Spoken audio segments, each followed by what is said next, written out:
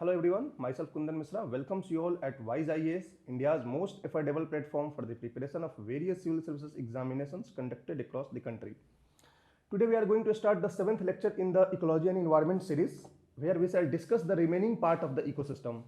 Ecosystem के बारे में लास्ट क्लास में हमने कंसेप्ट ऑफ इकोसिस्टम देखा था, स्ट्रक्चरल फीचर्स ऑफ इकोसिस्टम देखा था और फंक्शनल एस्पेक्ट्स ऑफ इकोसिस्टम शुरू किया था, जिसमें हमने प्रोडक्टिविटी के कंसेप्ट को देखा था। प्रोडक्टिविटी क्या होती है, कितने तरह की होती है। हमने एनर्जी फ्लो को देखा था कि कैसे एनर्जी फ्लो करती है ट्रॉफिक स्ट्रक्चर में from one trophic level to another trophic level. और लास्ट में हमने फूड चेन और फूड वेव का कंसेप्ट क्या होता है ये भी देखा था।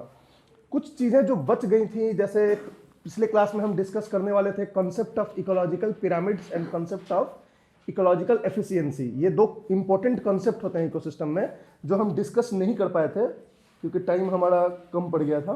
तो आज उसको हम पहले डिस्कस करेंगे और उसके बाद जो मेन पार्ट होता है फंक्शनल एस्पेक्ट में, जिसे हम बोलते हैं न्यूट्रिएंट साइक्लिंग या बायोजियोकेमिकल साइक्लिंग, इकोसिस्टम में जो होता है उसे हम डिस्कस करेंगे डिटेल में क्या होता है। और उसके बाद फिर हम इकोसिस्टम सर्विसेज को देखेंगे। तो मेन हमारा जो आज टॉपिक होगा, जो कंपोनेंट्स होंगे टॉपिक के, उसमें हम कंसेप्ट ऑफ इकोलॉजिकल पिरामिड्स को देखेंगे। लास्ट क्लास में जो हमने डिस्कस किया था क्लियर है ना आप लोगों को, कोई दिक्कत? क्योंकि आज जो हम टॉपिक कवर करेंगे वो थोड़ा सा कॉम्प्लिकेटेड होगा, तो वो आपको अच्छे से समझ में आएगा अगर पिछले क्लास को आपने अच्छे से पढ़ा है तो, right. Concept of ecological pyramid, concept of ecological efficiencies, ये दो कंसेप्ट क्या होता है इसको हम डिस्कस करेंगे। और टाइप्स ऑफ पिरामिड्स होता है, ठीक। Concept of Jio biochemical cycle, ये जियो बायोकेमिकल साइकिल क्या होता है, इसी को न्यूट्रिएंट साइक्लिंग भी बोलते हैं। उसके बाद हम धीरे धीरे जितने भी न्यूट्रिएंट्स, मेजर न्यूट्रिएंट्स हैं, उनके साइक्लिक प्रोसेस को देखेंगे कि इकोसिस्टम में कैसे वो एक पार्ट ऑफ द इकोसिस्टम से दूसरे पार्ट ऑफ द इकोसिस्टम में सर्कुलेट होते हैं। जैसे नाइट्रोजन कैसे सर्कुलेट होता है, कार्बन साइकिल में कार्बन कैसे सर्कुलेट होता है, वाटर साइकिल हो गया, फास्फोरस साइकिल हो गया एंड सल्फर साइकिल हो गया। इसमें बेसिकली ये जो होता है कोर इकोलॉजी का पार्ट होता है। आपको मेंस में मैं नहीं सोचता हूं कि आपको सीधा सीधा पूछेगा कि नाइट्रोजन साइकिल को आप एक्सप्लेन करो, मगर पीटी में बहुत सारे क्वेश्चंस पूछ सकते हैं और क्या क्या क्वेश्चंस पूछ सकते हैं वो भी मैं यहां पे डिस्कस करूंगा। साथ साथ इससे रिलेटेड इसके एप्लीकेशन से क्वेश्चंस पूछे जा सकते हैं मेंस में, ठीक। तो वन बाय वन हमने देखेंगे और लास्ट में एक हम टॉपिक डिस्कस करेंगे इकोसिस्टम सर्विसेज, मतलब कि इकोसिस्टम जो है कौन कौन से सर्विसेज प्रोवाइड करता है हमें, ठीक। तो ये हमारा आज का कंपोनेंट्स हैं टॉपिक्स के, राइट। ऑफ इकोलॉजिकल पिरामिड्स क्या होता है? जनरली इकोलॉजी इन्वायरमेंट में या डेमोग्राफी में पिरामिड्स का यूज किया जाता है रिप्रेजेंट करने के लिए कि इकोसिस्टम में जो डिफरेंट डिफरेंट ट्रॉफिक स्ट्रक्चर हैं उनका कितना वेटेज है इन टर्म्स ऑफ नंबर या इन टर्म्स ऑफ बायोमास। एक प्रोड्यूसर्स का ट्रॉफिक स्ट्रक्चर होता है, एक प्राइमरी कंज्यूमर्स का होता है, एक सेकेंडरी कंज्यूमर्स का होता है। ऐसे जो है डिफरेंट डिफरेंट ट्रॉफिक स्ट्रक्चर्स होते हैं इकोसिस्टम में। अब किसी इकोसिस्टम में आपको जानना है या फिर उसको कंजर्व करना है, उसके लिए कुछ आपको कंजर्वेशन के लिए स्ट्रेटजी बनानी है, तो आपको कंप्लीट इंफॉर्मेशन होना चाहिए उस इकोसिस्टम में। सपोज आपको बोला जाए आप फॉरेस्ट ऑफिसर हैं, आईएफएस के आप मेंबर हैं, आपको बोला जाए कि ये पर्टिकुलर फॉरेस्ट को, इस पर्टिकुलर रीजन को कंजर्व करना, आप स्ट्रेटजी बनाओ, तो आप उसके बारे में हर चीज पढ़ना चाहोगे, जानना चाहोगे कि क्या होता है। तो उसमें एक कंसेप्ट होता है इकोलॉजिकल पिरामिड्स, जो हमें यह बताती है कि कौन से ट्रॉफिक स्ट्रक्चर पे कितने ऑर्गेनिजम्स हैं या फिर कितना बायोमास के टर्म्स में किसमें सबसे ज्यादा है, किसमें कम है। तो इसी ग्राफिकल रिप्रेजेंटेशन को हम पिरामिड्स बोलते हैं, इकोलॉजिकल पिरामिड्स बोलते हैं। जैसे एज में हमने एज स्ट्रक्चर को बताया था ना, pre reproductive, reproductive and post reproductive, नीचे से ऊपर जैसे जाते थे, उसी तरह से ट्रॉफिक स्ट्रक्चर्स को हम रिप्रेजेंट करते हैं इकोलॉजिकल पिरामिड्स में, जिसमें जो नीचे वाला जो पोर्शन होता है वो होता है आपका प्रोड्यूसर्स का, ये प्रोड्यूसर्स होते हैं सबसे नीचे। बीच वाला होता है कंज्यूमर्स, प्राइमरी कंज्यूमर्स, और सबसे ऊपर वाला होता है सेकेंडरी कंज्यूमर्स। यानी ये होगा हर्बीवोर्स, ये होंगे हर्बीवोर्स, ये होंगे कौन, ऑटोट्रॉप्स या फिर प्रोड्यूसर्स, राइट। और सबसे ऊपर वाला होता है कार्निवोर्स। इसमें और भी आप बना सकते हो टॉप कार्निवोर्स, ये हमारे ऊपर डिपेंड करता है कि कैसा इकोसिस्टम है उस बेसिस पे। तो ये जो ग्राफिकल प्रेजेंटेशन होता है डिफरेंट ट्रॉफिक स्ट्रक्चर्स के ऑर्गेनिजम्स को, यही पिरामिड इसको बोलते हैं, राइट। ये पिरामिड हमें किसी इकोसिस्टम के बारे में डिटेल्ड इंफॉर्मेशन देता है कि प्रोड्यूसर्स की संख्या कितनी है या प्रोड्यूसर्स का बायोमास कितना है, हर्बीवोर्स का कितना है इस इकोसिस्टम में, कार्निवोर्स का कितना है, और इसके बेसिस पे हम स्ट्रेटजी तैयार करते हैं कि किसको बचाने की जरूरत है। मतलब अब ये जो पिरामिड है ये आपको अपराइट पिरामिड इसको बोलते हैं, जब नीचे चौड़ा हो और ऊपर पतला होते जाता हो तो इसको हम बोलते हैं अपराइट पिरामिड। मोस्टली जो है इकोसिस्टम्स में अपराइट पिरामिड्स ही होते हैं, लेकिन कई जगह पे पिरामिड जो है इन्वर्टेड भी होते हैं, जहां नीचे वाला जो प्रोड्यूसर्स का संख्या है या बायोमास है कम है, उससे ज्यादा हर्बीवोर्स का है, उससे ज्यादा कार्निवोर्स का है। तो हम सबसे पहले यहां देखेंगे कि पिरामिड्स में जो हमने प्रोड्यूसर्स, हर्बीवोर्स और कार्निवोर्स का ऐसा स्ट्रक्चर दिया है, ये किस बेसिस पे दिया है, कौन कौन से पैरामीटर्स का यूज करके इस पिरामिड्स को हम बनाते हैं। या तो हम नंबर के बेसिस पे बनाएं कि प्रोड्यूसर्स का संख्या कितना है, कितने इंडिविजुअल प्रोड्यूसर्स हैं, ठीक है, तो नंबर के बेसिस पे बनाएंगे तो प्रोड्यूसर्स का नंबर, फिर हर्बीवोर्स का, फिर कार्निवोर्स का, या फिर बायोमास के बेसिस पे करें। बायोमास का कंसेप्ट हमने बताया था, अगर हम बोलते हैं कि किसी भी इकोसिस्टम में प्रोड्यूसर्स का बायोमास कितना है टोटल, तो जितने भी प्रोड्यूसर्स हैं उनका ड्राई वेट जोड़ दोगे तो वो उनका बायोमास हो जाएगा। तो दूसरा जो इकोलॉजिकल पिरामिड्स हम ड्रॉ करते हैं वो on the basis of biomass draw करते हैं। एक ड्रॉ करते हैं नंबर के बेसिस पे, एक बायोमास पे, और तीसरा जो है एनर्जी लेवल, कि प्रोड्यूसर्स पे कितना एनर्जी है, हार्बीवोर्स में एनर्जी लेवल कितना है, टोटल अमाउंट ऑफ एनर्जी जो है स्टोर्ड है, कार्निवोर्स में टोटल अमाउंट ऑफ एनर्जी कितना स्टोर्ड है। तो ये तीन मेजर पैरामीटर्स होते हैं जिसके बेसिस पे हम इकोलॉजिकल पिरामिड्स को ड्रॉ करते हैं। कौन कौन से? Pyramid of number, pyramid of biomass and pyramid of energy. अब हमें इन तीनों पैरामीटर्स के बेसिस पे अलग अलग देखना है कि ये इन्वर्टेड कब होता है और अपराइट कब होता है, किस तरह के इकोसिस्टम में ये पिरामिड अपराइट होता है और किस तरह के इकोसिस्टम में ये इन्वर्टेड होता है, ये हमें एक बार यहां समझनी है। तो कौन कौन से 3 पैरामीटर्स हो गए? 3 पैरामीटर्स ऑफ इकोलॉजिकल पिरामिड्स। एक नंबर में होता है number of individuals, number of individuals कितने हैं हर एक ट्रॉफिक स्ट्रक्चर्स पे, ये एक पैरामीटर्स होता है। दूसरा पैरामीटर्स होता है टोटल बायोमास, टोटल बायोमास ये दूसरा पैरामीटर्स होता है। और तीसरा होता है एनर्जी। तो ये आपके 3 पैरामीटर्स के बेसिस पे हम जो है पिरामिड्स हम ड्रॉ करते हैं, इसको बोलते हैं pyramid of number, pyramid of biomass, pyramid of energy. तो सबसे पहले हम पिरामिड ऑफ नंबर को देखते हैं, ठीक है। पिरामिड ऑफ नंबर,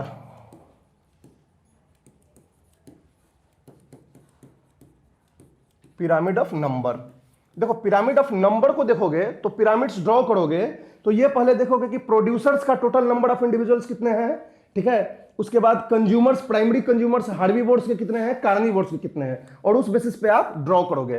तो पिरामिड ऑफ नंबर जो होता है डिफरेंट डिफरेंट इकोसिस्टम में या तो अपराइट हो सकता है और या तो इन्वर्टेड भी हो सकता है। अपराइट या इन्वर्टेड दोनों ही हो सकता है, दोनों ही केस है। अब ये आपको यहां जानना होगा कि किस तरह के इकोसिस्टम में ये अपराइट होता है, इसको अपराइट बोलते हैं जो नॉर्मल होता है ऊपर की तरफ उठते हुए, और इसको इन्वर्टेड, और किस तरह के इकोसिस्टम में इन्वर्टेड होगा। अब जैसे एग्जांपल हम ले लेते हैं ग्रासलैंड इकोसिस्टम को। ग्रासलैंड इकोसिस्टम में आप ग्रासेस का, इंडिविजुअल प्लांट ऑफ ग्रासेस का आप नंबर देखोगे तो पूरा भरा हुआ है ग्रासेस से ही पूरा ग्रासलैंड, तो ये सबसे ज्यादा होगा। इनसे कम होगा इंसेक्ट्स, इंसेक्ट्स होगा उनसे कम होगा थोड़ा संख्या में, ठीक है। उनसे कम होंगे रेप्टाइल्स, स्नेक्स वगैरह, ठीक है। और सबसे कम होंगे हॉक्स जो स्नेक्स को भी खाते हैं। तो अगर number, pyramid of number grasslands का देखोगे तो बिल्कुल अपराइट होगा। प्रोड्यूसर्स का सबसे ज्यादा होगा यानी ग्रासेस, उससे फिर कम किसका होगा, इंसेक्ट्स का होगा, प्राइमरी कंज्यूमर्स का। उससे फिर कम होगा रेप्टाइल्स का, सांप का, लिजार्ड्स का, जो कि सेकेंडरी कंज्यूमर्स कहलाते हैं। और उससे भी कम होगा जो हॉक्स का, जो कि टर्सरी कंज्यूमर्स कहलाते हैं। तो इस तरीके से ये पिरामिड का स्ट्रक्चर बनेगा जिसको हम बोलेंगे अपराइट पिरामिड ऑफ नंबर। ये किस केस में होगा, ग्रासलैंड के केस में होगा। तो grassland is an example where there is an upright pyramid of number. Question पूछा जा सकता है आपको कि अपराइट पिरामिड ऑफ नंबर कौन से इकोसिस्टम में बनता है, ग्रासलैंड में बनता है, सिंगल ट्री इकोसिस्टम में बनता है, या कहां बनता है, ये सारी चीजें पूछी जा सकती हैं। अब देखो इन्वर्टेड कहां बनेगा। आपको पता है कि हमने आपको डिस्कस किया था कि इकोसिस्टम किसको बोलेंगे, ये हमारे ऊपर डिपेंड करता है कि हम कितने एरिया को के इंटरेक्शन को स्टडी कर रहे हैं। हमने आपको एक एग्जांपल दिया था कि एक सिंगल ट्री अपने आप में एक इकोसिस्टम होता है, क्योंकि एक पेड़ होता है, इस पेड़ पे कई सारे इंसेक्ट्स होंगे, कई सारे चिड़िया इस पे डिपेंडेंट होंगे, कुछ एनिमल्स भी इस पे डिपेंडेंट होंगे। तो इस तरह से ये पेड़ अपने आप में एक इकोसिस्टम बन गया। तो जब सिंगल ट्री इकोसिस्टम की बात करोगे तो प्रोड्यूसर का नंबर हो जाएगा 1, और इससे जो कंज्यूमर्स का नंबर हो जाएगा इससे बढ़ता चला जाएगा। अब पिरामिड में इन्वर्टेड पिरामिड की बात करेंगे तो उसके लिए मात्र एक कंडीशन होना चाहिए कि कंज्यूमर से प्रोड्यूसर्स का नंबर कम होना चाहिए। हो सकता है कि प्राइमरी कंज्यूमर्स का ज्यादा हो, सेकेंडरी कंज्यूमर्स का फिर कम हो जाए, तो भी उसको आप इन्वर्टेड बोलेंगे। अगर ऐसे बन जाए आपका, ऐसे बन जाए pyramid, then also it will be called inverted pyramid, क्योंकि प्रोड्यूसर का नंबर कंज्यूमर से कम होना चाहिए। समझ आ रही बात है? अब कंज्यूमर्स में आपस में प्राइमरी कंज्यूमर और सेकेंडरी कंज्यूमर में कौन ज्यादा है कौन कम है उसको हम इग्नोर कर सकते हैं, but producer should be minimum. समझ आ रही बात है? तो सिंगल ट्री में जो प्रोड्यूसर है वो तो अकेला है, अब इसके ऊपर डिपेंडेंट है बहुत सारी बर्ड्स, तो वो आ जाएंगी, उनका नंबर ज्यादा हो जाएगा, तो उनका जो एरिया हो ब्रॉड हो जाएगा, राइट? तो ये इन्वर्टेड पिरामिड हो जाएगा। तो जितने भी सिंगल स्पेसीज इकोसिस्टम होते हैं, सिंगल प्लांट, वो सब में इन्वर्टेड पिरामिड ऑफ नंबर होता है। तो इन्वर्टेड पिरामिड ऑफ नंबर का एग्जांपल आपको हो जाएगा सिंगल ट्री इकोसिस्टम। कोई दिक्कत? तो ये हो गया पिरामिड ऑफ नंबर। ग्रासलैंड में क्या हो जाएगा? अपराइट। सिंगल ट्री में हो जाएगा इन्वर्टेड। कोई दिक्कत? चलो अब पिरामिड ऑफ बायोमास को देखते हैं। Pyramid of biomass. अब बायोमास के बेसिस पे हम पिरामिड्स ड्रॉ करेंगे कि प्रोड्यूसर्स का बायोमास इकोसिस्टम में कितना है, कंज्यूमर्स का कितना है, सेकेंडरी कंज्यूमर्स का कितना है, टर्सरी कंज्यूमर्स का कितना है। ये भी जो है अपराइट और इन्वर्टेड दोनों ही हो सकता है। It can be inverted and upright. अब क्वेश्चन आपको एग्जांपल्स पता होना चाहिए कि इन्वर्टेड कब होगा, अपराइट कब होगा। अपराइट जो होगा, मान लो एक फॉरेस्ट इकोसिस्टम को हम एग्जांपल लेते हैं। फॉरेस्ट इकोसिस्टम, फॉरेस्ट इकोसिस्टम में जो प्रोड्यूसर्स होते हैं वो ट्रीज होते हैं, टॉल ट्रीज, बिग ट्रीज होते हैं। उनका अगर ड्राई मास कैलकुलेट करोगे और उस फॉरेस्ट में जितने एनिमल्स हैं उनका ड्राई मास कैलकुलेट करोगे, तो जो फॉरेस्ट में प्लांट्स का ड्राई मास हमेशा एनिमल्स के ड्राई मास से ज्यादा होगा। तो इस वजह से जो ये प्रोड्यूसर्स का सेक्टर होगा वो हमेशा ब्रॉड होगा इन कंपेरिजन टू कंज्यूमर्स। तो जो पिरामिड बनेगा ये अपराइट पिरामिड बनेगा। तो upright pyramid of biomass, best example is the forest ecosystem. जो फॉरेस्ट इकोसिस्टम होता है वो बेस्ट एग्जांपल होता है आपको अपराइट पिरामिड ऑफ बायोमास का। कोई दिक्कत? अब इन्वर्टेड पिरामिड ऑफ बायोमास हम देख लेते हैं। एक्वेटिक इकोसिस्टम एग्जांपल ले लो। एक्वेटिक इकोसिस्टम में जो प्लांट्स होते हैं, खासकर डीप लेक्स में माइक्रोस्कोपिक प्लांट्स होते हैं, फाइटोप्लैंक्टन्स होगा या थोड़े बहुत प्लांट होंगे, एकदम घने जंगल की तरफ प्लांट तो नहीं होते हैं तालाब में या लेक में, ठीक है। लेकिन अगर उनकी मछलियों का आप बायोमास कैलकुलेट करोगे तो वो प्लांट्स के बायोमास से ज्यादा होगा, क्योंकि ढेर सारी मछलियां उसमें रहती हैं। अगर बड़ी मछलियां जो छोटी मछलियों को खाती हैं उनका आप बायोमास कैलकुलेट करोगे तो वो हेवी होती हैं, तो वो जो है आउटवेट कर जाएंगी छोटी मछलियों से। तो ये बिल्कुल इन्वर्टेड हो जाएगा। इसका बायोमास प्लांट्स का सबसे कम, प्राइमरी कंज्यूमर्स का उससे ज्यादा, सेकेंडरी कंज्यूमर्स का सबसे ज्यादा। तो ये क्या हो गया? इन्वर्टेड पिरामिड ऑफ बायोमास हो गया। And best example is lake ecosystem और एक्वेटिक इकोसिस्टम। तो लेक इकोसिस्टम में इन्वर्टेड हो जाता है। तो हमने एक एक एग्जांपल दिया। आपके लिए होमवर्क है कि आप जो है दो दो एग्जांपल्स इन चारों के लिए, पिरामिड ऑफ बायोमास के लिए तो पिरामिड ऑफ नंबर के लिए, दो दो एग्जांपल्स आप लिख के आएंगे, ठीक है, ढूंढ के नेट से। देखो आपको आदत होना चाहिए नेट से ढूंढने की। कोई भी चीज आपको लगे नेट से ढूंढो, तुरंत ये करो। इससे जो है आपका जो ये होता है ना, डोमेन होता है नॉलेज का, वो काफी ब्रॉड होता है। बेस्ट वे होता है डोमेन का, हमेशा नेट का यूज करो, करके उसको ढूंढो बुक्स में या नेट से कहीं से ढूंढ के आप इसके 2 या 3 एग्जांपल्स लिख के आप लाना कल। क्लियर है? अब हम बात करते हैं pyramid of energy. Pyramid of energy. अब आप बताओ मुझे कि एनर्जी का पिरामिड जो है अपराइट इन्वर्टेड दोनों हो सकता है? क्यों? हाँ, एनर्जी जो है, पहली बात हमने बताया था कि energy keeps on decreasing along the trophic structure. हमने लास्ट क्लास में बोला था कि यूनिडायरेक्शनल एनर्जी होता है और हर ट्रॉपिक स्ट्रक्चर पे जो एनर्जी होती है वो डिक्रीज होती चली जाती है। तो जब डिक्रीज होती चली जाएगी तो किसी भी इकोसिस्टम में आप ले लो, किसी भी तरह के इकोसिस्टम में हमेशा प्रोड्यूसर्स लेवल पे जो एनर्जी होगा मैक्सिमम होगा, उससे कम प्राइमरी कंज्यूमर लेवल पे होगा, उससे कम सेकेंडरी कंज्यूमर पे, उससे कम टर्सरी कंज्यूमर लेवल पे, और आगे जाते जाते वो इतना कम हो जाता है कि नेक्स्ट ट्रॉपिक स्ट्रक्चर एग्जिस्ट नहीं कर पाता है उतने कम अमाउंट ऑफ एनर्जी में। वो तो हमने एनर्जी फ्लो मॉडल में ही देखा था कि कैसे घटते हुए चला जा रहा है। तो energy, pyramid of energy is always upright. ये एक पीटी का क्वेश्चन प्रोबेबल समझ लेना कि पिरामिड ऑफ एनर्जी अगर कहीं पे भी इन्वर्टेड बोलता है तो वो रॉन्ग स्टेटमेंट है, ठीक है। It is always upright. कोई दिक्कत? तो ये हो गया पिरामिड, हो गया आपको pyramid, concept of ecological pyramids. ये कंसेप्ट एक्चुअली इकोलॉजी में है, इसको इकोलॉजिस्ट यूज करते हैं इकोसिस्टम को स्टडी करने में, इकोसिस्टम को डिफरेंशिएट करने में, इकोसिस्टम को कंजर्व करने के लिए स्ट्रेटजी बनाते हैं। तो उसके बारे में हमारे पास इंफॉर्मेशन होना चाहिए about the ecosystem, and ecological pyramids is one of the good parameter of the information about the ecosystem. अब हम बात करते हैं टाइप्स ऑफ इकोलॉजिकल पिरामिड, वही नंबर ये सब हो गया। कंसेप्ट ऑफ इकोलॉजिकल एफिशिएंसी, ये कंसेप्ट ऑफ इकोलॉजिकल एफिशिएंसी क्या होती है? किसी भी इकोसिस्टम में हम डिफरेंट टाइप के एफिशिएंसीज को नापते हैं। एफिशिएंसी मतलब क्या होता है? अगर आपको एक लाइन में लेमन लैंग्वेज में बोलें कि एफिशिएंसी क्या होती है, बोलते हैं ना कि इसकी एफिशिएंसी काम करने की बहुत अच्छी है। कैपेसिटी मतलब, कैपेसिटी और एफिशिएंसी में थोड़ा सा अंतर है। कैपेसिटी मतलब कितना आउटपुट आप दे सकते हैं, ये कैपेसिटी होती है आपकी। एफिशिएंसी मतलब कितने एफिशिएंट हो आप। आपको हम 100 रुपए देते हैं और आपको भी 100 रुपए देते हैं और बोलते हैं कि दोनों जाओ मार्केट में और इस 100 रुपए को जितना आप कमा सकते हो इस 100 रुपए से वो लेके आओ। आप जाके 150 रुपए लेके आए कि सर इस 100 रुपए से 150 कमाना है, ये 125 रुपए लेके आए, तो हम बोलेंगे कि ये ज्यादा एफिशिएंट है, इकोनॉमिक एफिशिएंसी इनकी ज्यादा है। अब बताओ कि एफिशिएंसी मतलब क्या होता है?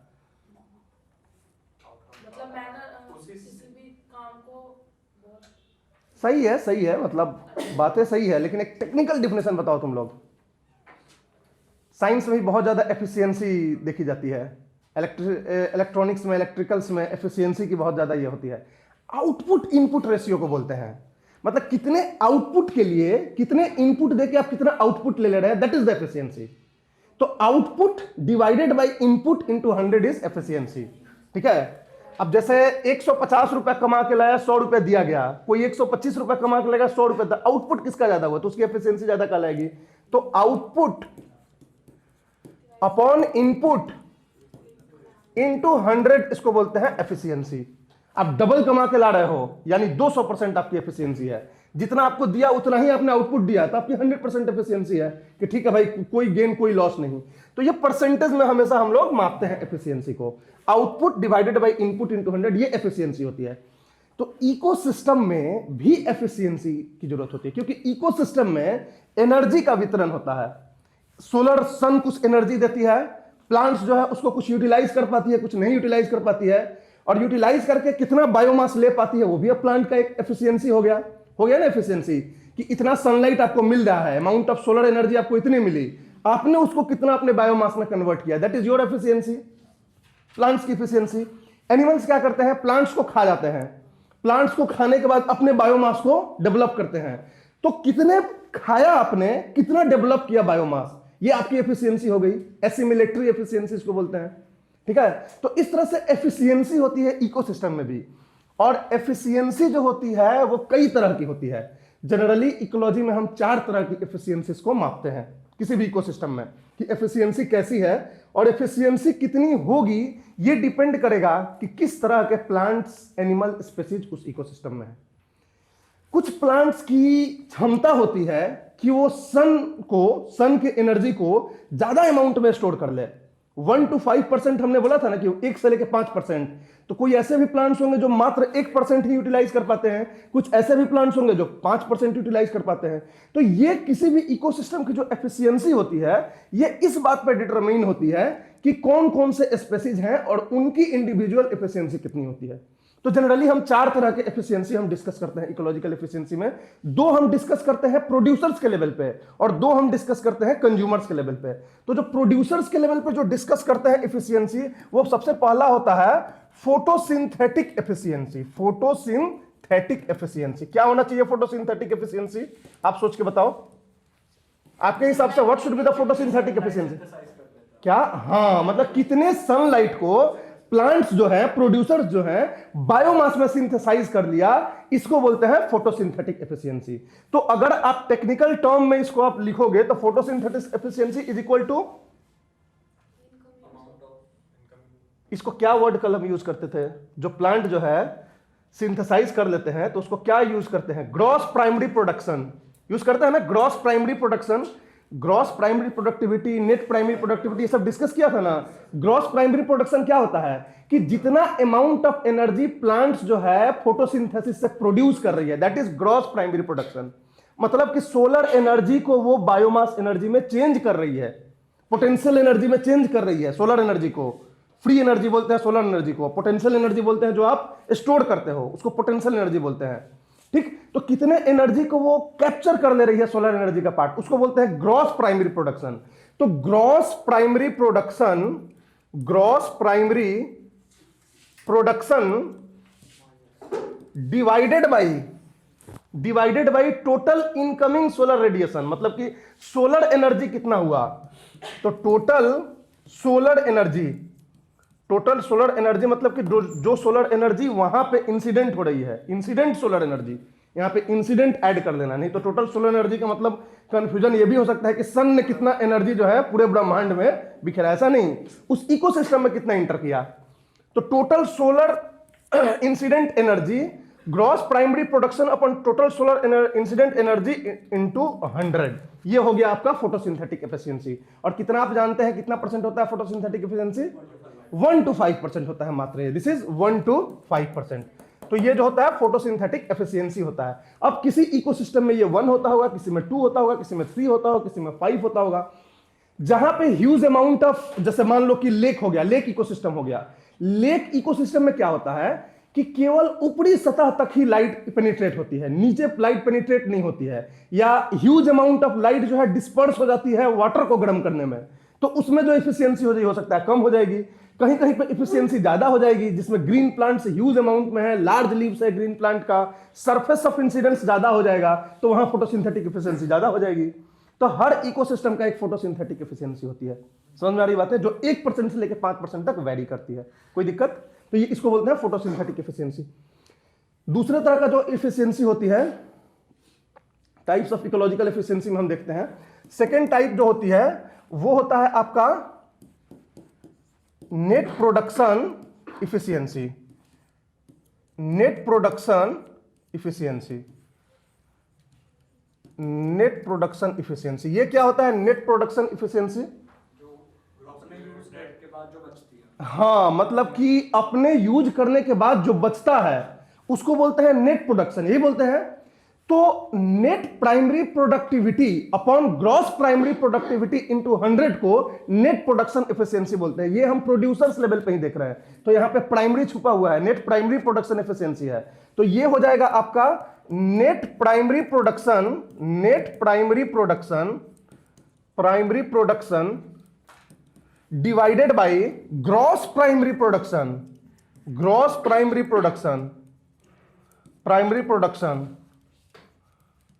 इनटू 100। अब ये कितना वैल्यू होगा ये बताओ आप, नेट जो बचता है 70%, प्राइमरी की बात कर रहे हैं, 30% तो लॉस कर दिया उसने। 20% लॉस किया है, कल बताया था याद, 20% लॉस करता है तो बचता कितना है 80%। मतलब 100 अगर ग्रॉस प्राइमरी प्रोडक्शन हुआ, 20 जो है रेस्पिरेशन में लॉस कर दिया, तो बचा इसके पास 80। तो 80 डिवाइडेड बाई 100 इंटू 100 यानी 80%। 80% is the net production efficiency होती है इकोसिस्टम में, समझ में आ रही बात है। तो ये जो है नेट प्रोडक्शन एफिशिएंसी हो गई। तीसरा जो होता है एसिमिलेटरी एफिशिएंसी, एसिमिलेटरी एफिशिएंसी, ये जो है किसके लिए होता है, तो ये होता है कंज्यूमर्स के लिए। मतलब कि आपने कितना एसिमिलेट किया और कितना इंजेस्ट किया। दो तरह का फूड आप जो खाते हो उसको बोलते हैं इंजेशन, इंजेशन बोलते हैं। उस फूड में कुछ जो पार्ट होता है वो एनर्जी में कन्वर्ट होता है, कुछ पार्ट उसमें एनर्जी में कन्वर्ट होता है जो आपके बॉडी में डाइजेशन के बाद होता है, और कुछ पार्ट जो फूड का होता है वो आप एक्सक्रीट कर देते हो, जो कि आपके डाइजेशन में हिस्सा नहीं लेता है, एनर्जी में कन्वर्ट नहीं करता है। ऐसा ही होता है हर एनिमल में, ठीक है। तो एसिमिलेटरी एफिशिएंसी मतलब कितना परसेंट फूड आप जो खा रहे हो उसका कितना परसेंट आप एसिमिलेट कर दे रहे हो, मतलब एनर्जी में कितना कन्वर्ट कर दे रहे हो। तो total energy assimilated divided by total energy ingested into 100, ये होता है। कितना होता है? Total energy assimilated divided by total energy ingested, जो खाए वो इंजेशन हो गया, जो पचाए वो डाइजेशन हो गया, एसिमिलेशन हो गया। तो assimilation divided by ingestion into 100, और ये हर ट्रॉफिक स्ट्रक्चर का अलग अलग होता है। इंजेशन मतलब energy ingested, sorry energy assimilated,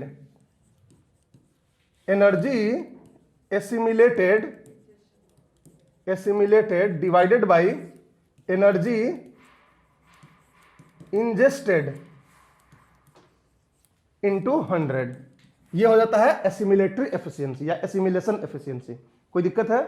देखो, आपको ज्यादातर याद रखना है एसिमिलेशन एफिशिएंसी उतना ज्यादा इंपॉर्टेंट नहीं है, आपको इंपॉर्टेंट है फोटोसिंथेटिक एफिशिएंसी और एक अगला बताएंगे इकोलॉजिकल एफिशिएंसी। ये दो इंपॉर्टेंटली आपको याद रखना है, इससे पूछ सकते हैं क्वेश्चन, ठीक है। तो ये हो गया एसिमिलेटरी एफिशिएंसी। अब चौथा होता है इकोलॉजिकल एफिशिएंसी। इकोलॉजिकल एफिशिएंसी ये इंपॉर्टेंट होता है। इकोलॉजिकल एफिशिएंसी, देखो इकोलॉजिकल एफिशिएंसी क्या होता है कि एक ट्रॉफिक स्ट्रक्चर पे कितना एनर्जी है और उसके प्रीवियस में कितना था, इसको बोलते हैं इकोलॉजिकल एफिशिएंसी। मतलब सपोज मान लो एनिमल्स प्राइमरी कंज्यूमर का एक ट्रॉफिक स्ट्रक्चर लेवल है, उस पे कितना एनर्जी है डिवाइडेड बाय प्रोड्यूसर लेवल पे कितना था इनटू 100, तो ये होता है इकोलॉजिकल एफिशिएंसी। तो क्या इकोलॉजिकल एफिशिएंसी मतलब कि ट्रॉफिक स्ट्रक्चर आपको पता है, ये प्रोड्यूसर का ट्रॉफिक स्ट्रक्चर हो गया, ये प्राइमरी कंज्यूमर का हो गया, ये सेकेंडरी कंज्यूमर का हो गया, ये टर्शियरी कंज्यूमर का हो गया। अब हर ट्रॉफिक स्ट्रक्चर पे कुछ ना कुछ एनर्जी स्टोर्ड होगा। इस ट्रॉफिक स्ट्रक्चर से पहले जो है सन का एनर्जी था, उससे यहां पे आया, उससे फिर यहां पे स्टोर हुआ, फिर यहां पे, फिर यहां पे, ऐसे होता है, ऐसे जाता चला गया एनर्जी। तो किसी भी इनमें से कोई भी ले लो आप, उसका और उसके पहले वाले का जो रेशियो होता है उसको हम बोलते हैं इकोलॉजिकल एफिशिएंसी।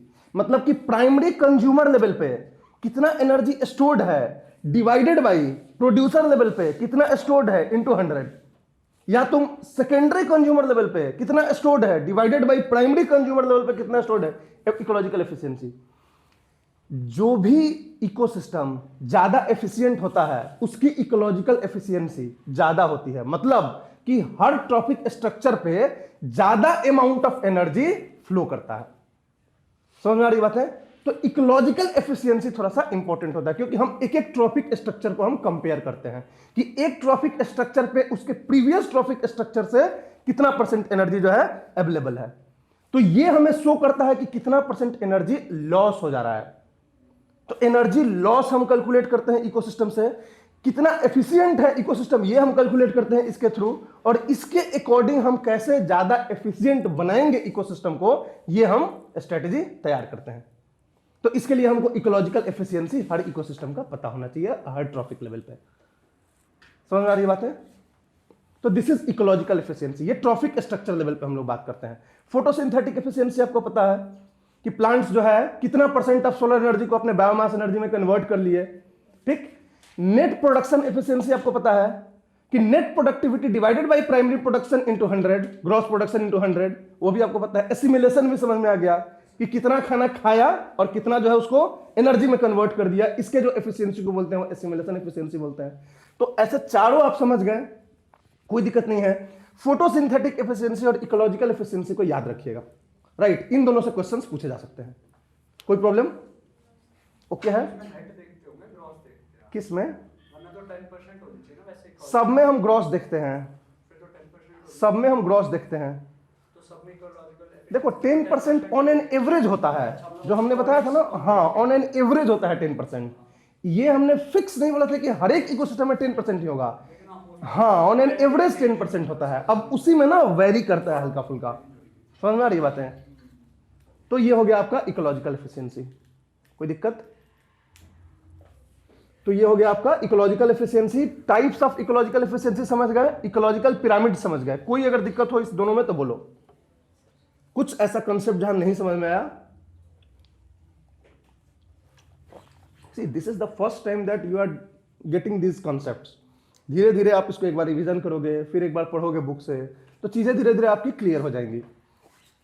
कभी कभी यूपीएससी क्या करता है ना कि टेक्निकल पार्ट से भी क्वेश्चन पूछ देता है। जनरली वो एप्लीकेशन पार्ट से पूछता है, लेकिन टेक्निकल पार्ट से ऐसे कई बार पूछे गए हैं क्वेश्चंस, तो इसीलिए एक मजबूरी हो जाती है कि थोड़ा टेक्निकल पार्ट में भी घुस के बताना, भले ही वो आपके काम ना आए। आपने 4 बार दिया, 3 बार दिया, उसमें नहीं आया, भगवान ना करे 1 ही बार दो, यही, लेकिन फिर भी मतलब जो चीजें हैं तो आपने दिया, नहीं आया आपके टाइम में, बट ठीक है, जो सिलेबस का पार्ट है वो थोड़ा बहुत आपको पता होना चाहिए, ठीक है। अब हम बात करते हैं न्यूट्रिएंट साइक्लिंग की। Concept of Jio biochemical cycle. Jio biochemical cycle जो है एक ग्लोबल लेवल पे ये नाम है, लोकल लेवल पे इसको न्यूट्रिएंट साइक्लिंग भी बोलते हैं। जियो बायोकेमिकल साइकिल। आपको पता है कि इकोसिस्टम में 2 पार्ट होते हैं, बायोटिक और एबायोटिक पार्ट, ठीक। बायोटिक पार्ट मतलब हो गया प्लांट्स, एनिमल्स, डिकम्पोजर्स, मतलब producers and consumers. Abiotic part मतलब उसका इन्वायरमेंट, ठीक है, सॉइल, एयर, ये सारी चीजें। आपको पता है कि एक एनर्जी भी फ्लो करती है इकोसिस्टम में, एक ट्रॉफिक स्ट्रक्चर से दूसरे ट्रॉफिक स्ट्रक्चर में। एनर्जी जो फ्लो करती है वो यूनिडायरेक्शनल होती है, रिवर्स नहीं होती है। एक डायरेक्शन में फ्लो करते हुए जा रही है, पार कर गई इकोसिस्टम को। एक साइड से सप्लाई होता आ रहा है सन से, दूसरे साइड से इकोसिस्टम से निकलता जा रहा है एनर्जी, ठीक है। उसी तरह का एक फ्लो और होता है इकोसिस्टम में, जिसको हम बोलते हैं न्यूट्रिएंट का फ्लो।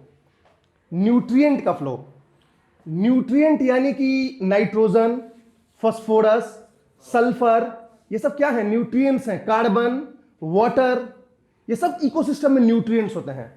न्यूट्रिएंट्स मतलब ऑर्गेनिक और inorganic chemicals that are required for the process in the ecosystem. जो भी इकोसिस्टम में प्रोसेस चल रहा है उसके लिए ये लोग जो है एक स्ट्रेंथ का काम करते हैं, सपोर्ट का काम करते हैं न्यूट्रिएंट्स, ठीक है।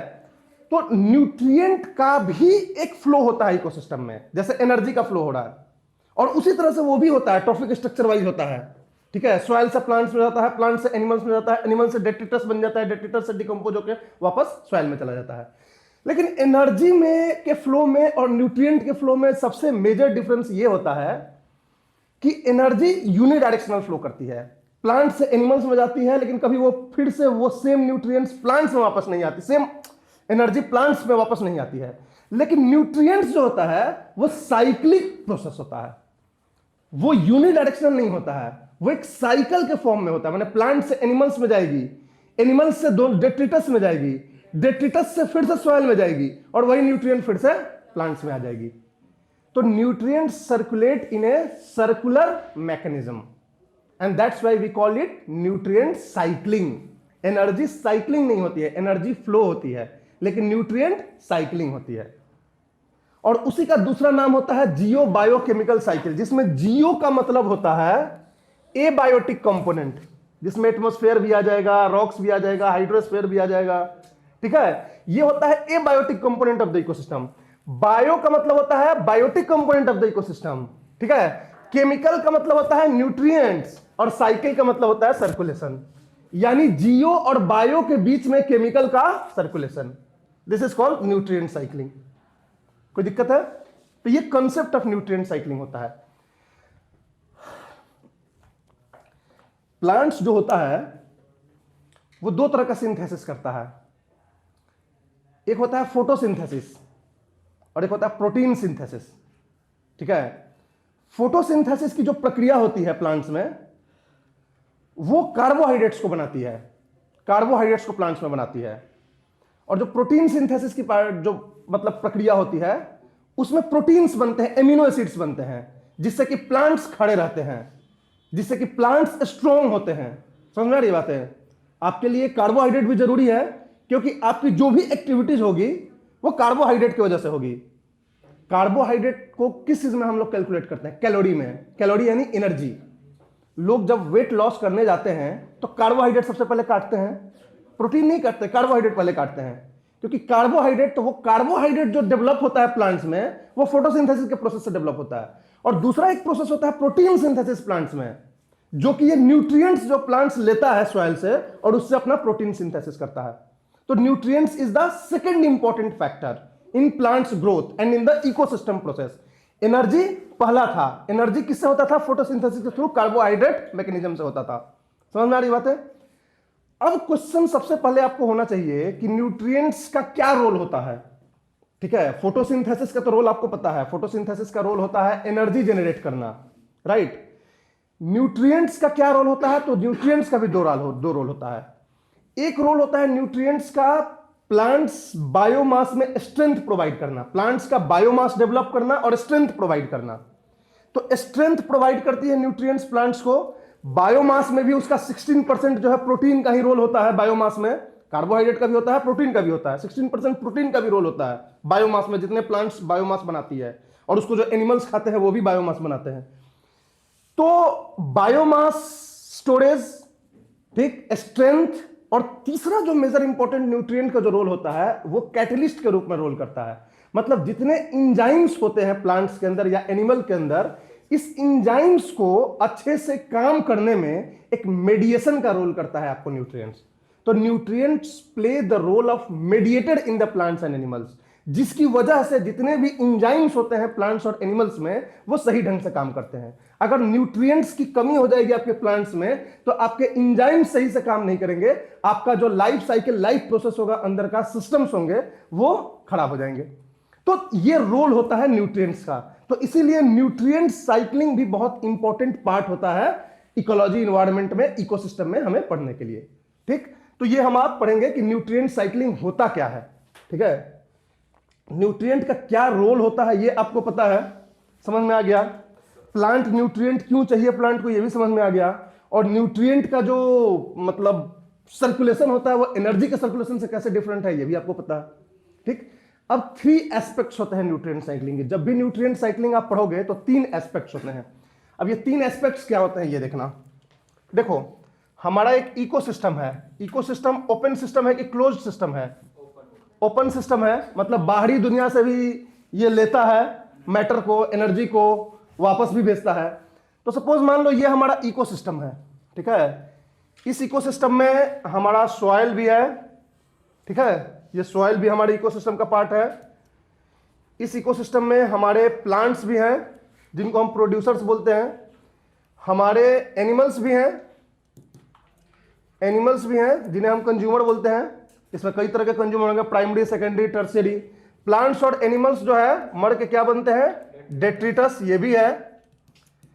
इस डेट्रिटस पे कौन काम करता है? माइक्रोब्स, ये भी हमारे इकोसिस्टम के पार्ट हैं।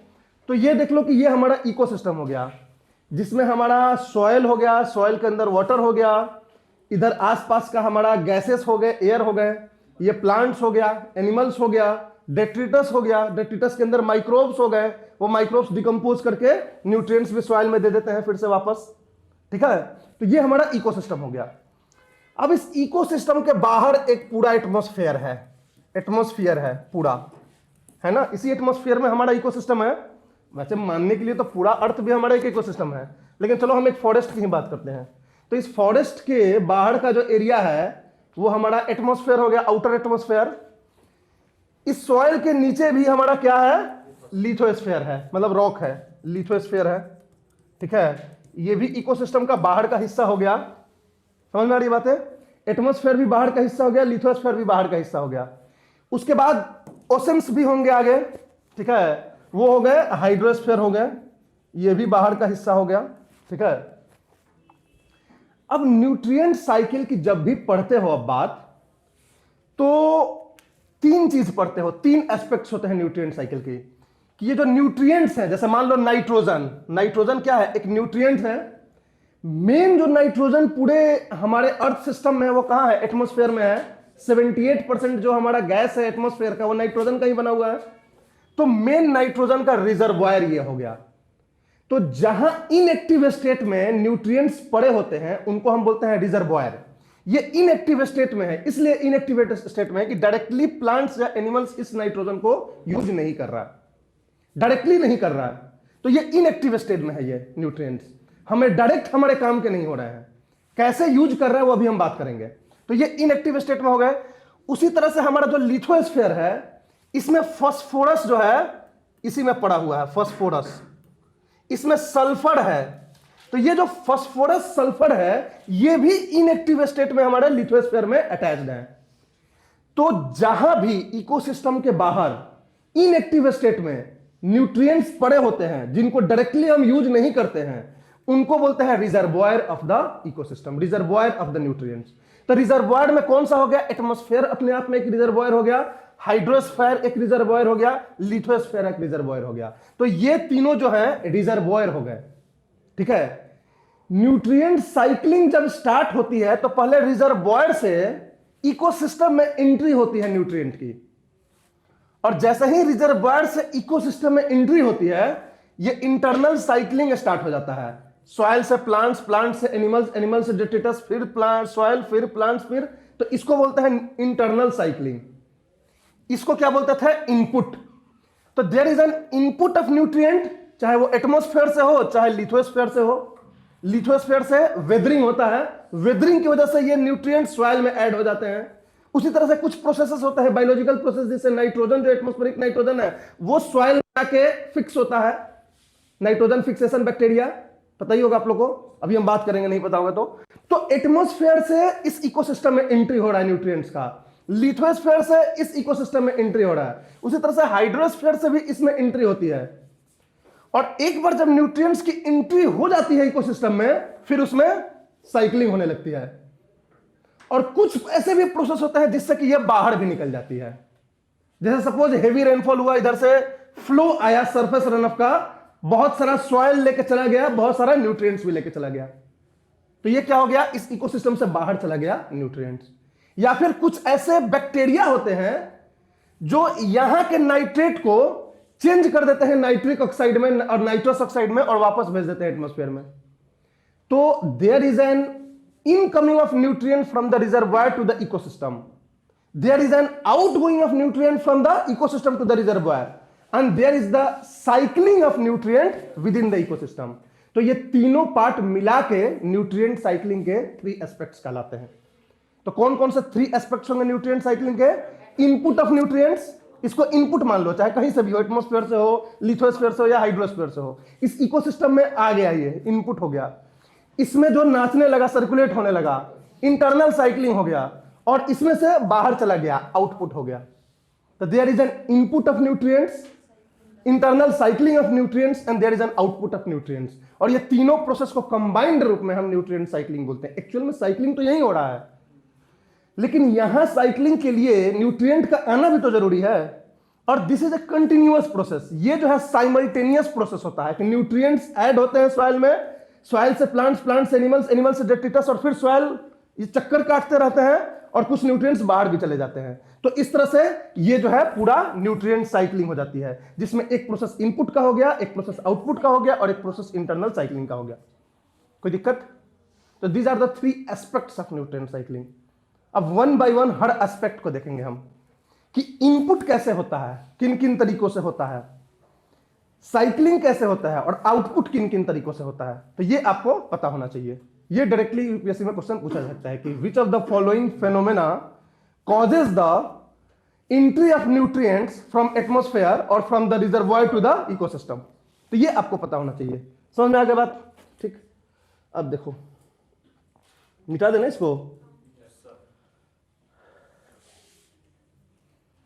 सबसे पहले हम इनपुट की बात करते हैं। Input of nutrients. इनपुट मतलब क्या हुआ? रिजर्वॉयर से इकोसिस्टम में आना, इसको इनपुट ऑफ न्यूट्रिएंट्स बोलते हैं। बहुत सारे तरीकों से होता है। एक तरीका होता है जिसमें कि रेनफॉल के थ्रू आ जाता है, कुछ डस्ट के फॉर्म में जो है न्यूट्रिएंट्स जो है एटमॉस्फेयर में घूम रहा है, बारिश आया डिसॉल्व करके लेके आ गया। तो रेनफॉल हो या ड्राई डिपोजिशन हो, जिसको हम डस्ट फॉल बोलते हैं, डस्ट फॉल भी कंटिन्यूअसली होते रहता है। डस्ट जो है धीरे धीरे धीरे धीरे धीरे धीरे धीरे सॉइल में बैठ जाता है और उस तरह से ऐड कर देता है। तो ये रेनफॉल और डस्ट फॉल दो तरीके से एटमॉस्फेयर से सॉइल में न्यूट्रिएंट की एंट्री हो जाती है और इन दोनों को कंबाइंड रूप से हम बोलते हैं atmospheric input. Atmospheric input, atmospheric input मतलब एटमॉस्फेरिक फेनोमेनन के द्वारा होता है। डस्ट फॉल, रेनफॉल, ये सब एटमॉस्फेरिक फेनोमेनन है, तो उसके थ्रू होता है, तो इसको एटमॉस्फेरिक इनपुट बोलते हैं, रेनफॉल और डस्ट फॉल के थ्रू। अब रेनफॉल के थ्रू कैसे होता है? आप जैसे नाइट्रोजन का ले लो। लाइटनिंग जो होती है, लाइटनिंग क्या करती है कि लाइटनिंग में इतनी एनर्जी होती है ना कि कई बार जो मोलिकुलर नाइट्रोजन होता है N2, जो डायरेक्टली यूजेबल नहीं होता है प्लांट्स के लिए, उसको वो चेंज कर देती है नाइट्रेट में, नाइट्रेट मॉलिक्यूल्स में चेंज कर देती है। और प्लांट्स एक्चुअली जो नाइट्रोजन लेते हैं सॉइल से, वो नाइट्रेट के फॉर्म में, जब नाइट्रोजन रहेगा तभी लेंगे, नाइट्रोजन के फॉर्म में रहेगा तो नहीं लेंगे। तो कई बार एटमॉस्फेरिक नाइट्रोजन को नाइट्रेट में कौन चेंज कर देता है? लाइटनिंग। और रेनफॉल के थ्रू वो नाइट्रेट जो है आके सॉइल में चला आता है। तो इस तरह से rainfall and dust fall are responsible for the entry of nutrients from atmosphere to the soil, from the reservoir to the ecosystem. तो ये हो गया एक तरीके से इनपुट। डस्ट फॉल जैसे कि छोटे छोटे कण जो है हवा में तैर रहे हैं, जब हवा शांत होगा तो धीरे धीरे धीरे धीरे धीरे वो सेटल डाउन हो जाएंगे, प्लांट्स पे के लीव्स पे सेटल डाउन हो जाएंगे या फिर प्लांट्स के रूट में चले जाएंगे, तो उनको डस्ट फॉल बोलते हैं। डस्ट फॉल मतलब होता है ड्राई डिपोजिशन। ये भी होता है, जनरली हम इसको एब्जॉर्ब नहीं कर पाते हैं, ऑब्जर्वेशन से हमारे बाहर की ये चीजें होती हैं, लेकिन स्लोली स्लोली ये जो है डस्ट फॉल होते रहता है। और वो डस्ट फॉल जो होता है वो भी रिस्पॉन्सिबल होता है न्यूट्रिएंट्स एडिशन का from the reservoir to the ecosystem. तो ये एटमॉस्फेरिक इनपुट हो गया। तीसरा होता है biological input. Biological input, biological input, biological input में क्या होता है कि बहुत सारे ऐसे ऑर्गेनिजम्स होते हैं, माइक्रोब्स होते हैं, जो एटमॉस्फेयर से न्यूट्रिएंट्स को सॉइल में फिक्स करते हैं। जैसे नाइट्रोजन फिक्सेशन बैक्टीरिया होता है, नाइट्रोजन फिक्सेशन बैक्टीरिया, राइजोबियम, ठीक है, राइजोबियम, उसके बाद एजोटोबैक्टर, क्लोस्ट्रीडियम, ये सब बैक्टीरियाज होते हैं जो कि साइनोबैक्टर, जो कि नाइट्रोजन फिक्स करते हैं, मतलब मोलिकुलर नाइट्रोजन को एक्सट्रैक्ट करते हैं एटमॉस्फेयर से और अमोनिया के फॉर्म में सॉइल में फिक्स कर देते हैं। अभी हम डिस्कस करेंगे, क्लियरली समझ में आ जाएगा। तो various biological organisms, microbes are responsible for entry of nutrients from the atmosphere to the soil, तो इसको बोलते हैं बायोलॉजिकल इनपुट, ठीक है। और चौथा होता है वेदरिंग के थ्रू, वेदरिंग के थ्रू, वेदरिंग के थ्रू, वेदरिंग के थ्रू जो इनपुट होता है उसको हम बोलते हैं lithological input. Lithological, lithology rocks के लिए यूज करते हैं, लिथोलॉजी, लिथोस्फेयर, रॉक्स का जो स्फेयर होता है, तो लिथोलॉजिकल इनपुट जो हमारा रॉक होता है जिसके ऊपर सॉइल बना हुआ है, वो रॉक भी वेदरिंग के बाद, फ्रेगमेंटेशन के बाद बहुत सारे न्यूट्रिएंट्स को रिलीज करता है सॉइल में। जैसे फास्फोरस को रिलीज करता है, सल्फर को रिलीज करता है। तो फॉस्फेट न्यूट्रिएंट्स और सल्फर न्यूट्रिएंट्स जो सॉइल में एडिशन होता है वो जो है लिथोलॉजिकल इनपुट के अंदर कहलाता है, वेदरिंग की वजह से होता है। रिजर्वायर तीन तरह के होते हैं, एटमॉस्फेयर, हाइड्रोस्फेयर और लिथोस्फेयर, पता है, ये तीनों रिजर्वायर होते हैं, ठीक। एटमॉस्फेयर से रेनफॉल, डस्टफॉल के थ्रू आता है, बायोलॉजिकल इनपुट से भी आता है, प्लस वेदरिंग से, लिथोस्फेयर से सॉइल में जाता है। तो ये तरीका होते हैं बहुत सारे जो इनपुट ऑफ न्यूट्रिएंट्स के तरीके हैं। इस तरीके से इकोसिस्टम में एंट्री हो जाती है न्यूट्रिएंट्स की, कोई दिक्कत? तो ये हो गया आपका इनपुट। पहले फिर हम आउटपुट देख लेते हैं और उसके बाद इंटरनल साइक्लिंग को देखेंगे क्या होता है। सेकंड होता है आउटपुट ऑफ न्यूट्रिएंट्स। आउटपुट कैसे होता है?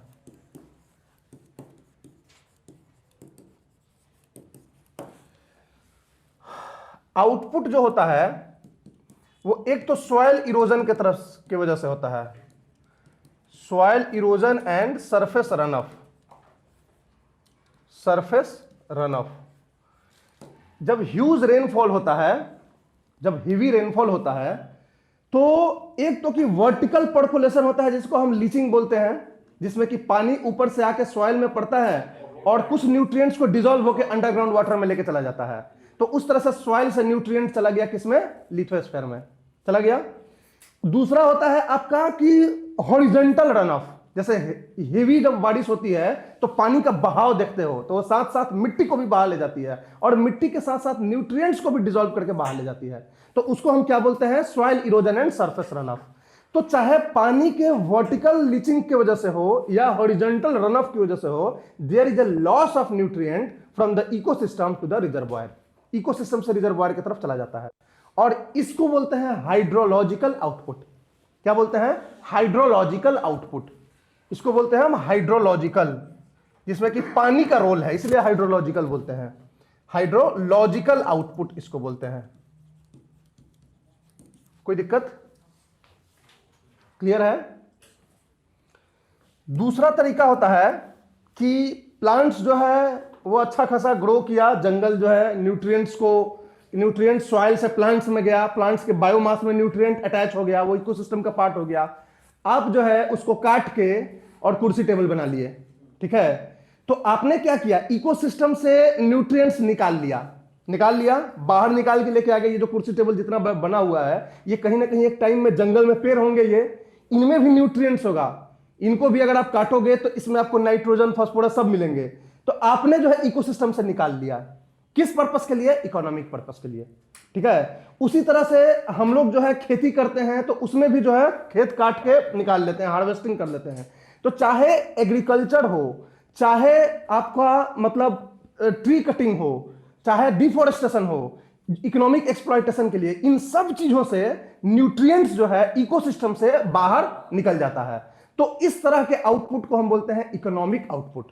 क्या बोलते हैं? Economic output. तो जो इकोनॉमिक आउटपुट होगा उसके अंदर क्या हो जाएगा? एग्रीकल्चरल हार्वेस्ट आ जाएगा। Agricultural harvest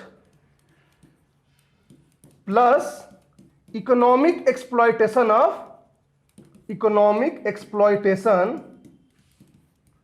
of forest. इतने जो पेपर्स बनते हैं वो किससे बनते हैं? सॉफ्टवुड ट्रीज से बनते हैं, ठीक है? तो उसको जंगल काटे जाते हैं, उसके लिए लंबरिंग होता है हायर लैटिट्यूड्स में, ठीक है? कनाडा में, साइबेरिया में, ठीक है? तो ये सब इकोनॉमिक एक्सप्लॉयटेशन ऑफ फॉरेस्ट हो गया। उससे आपने क्या किया? इनपुट निकाल लिया इकोसिस्टम से। तो वो भी एक तरीका होता है जिससे इकोसिस्टम से इनपुट बाहर चला जाता है, तो उसको हम इकोनॉमिक आउटपुट बोलते हैं, ठीक है?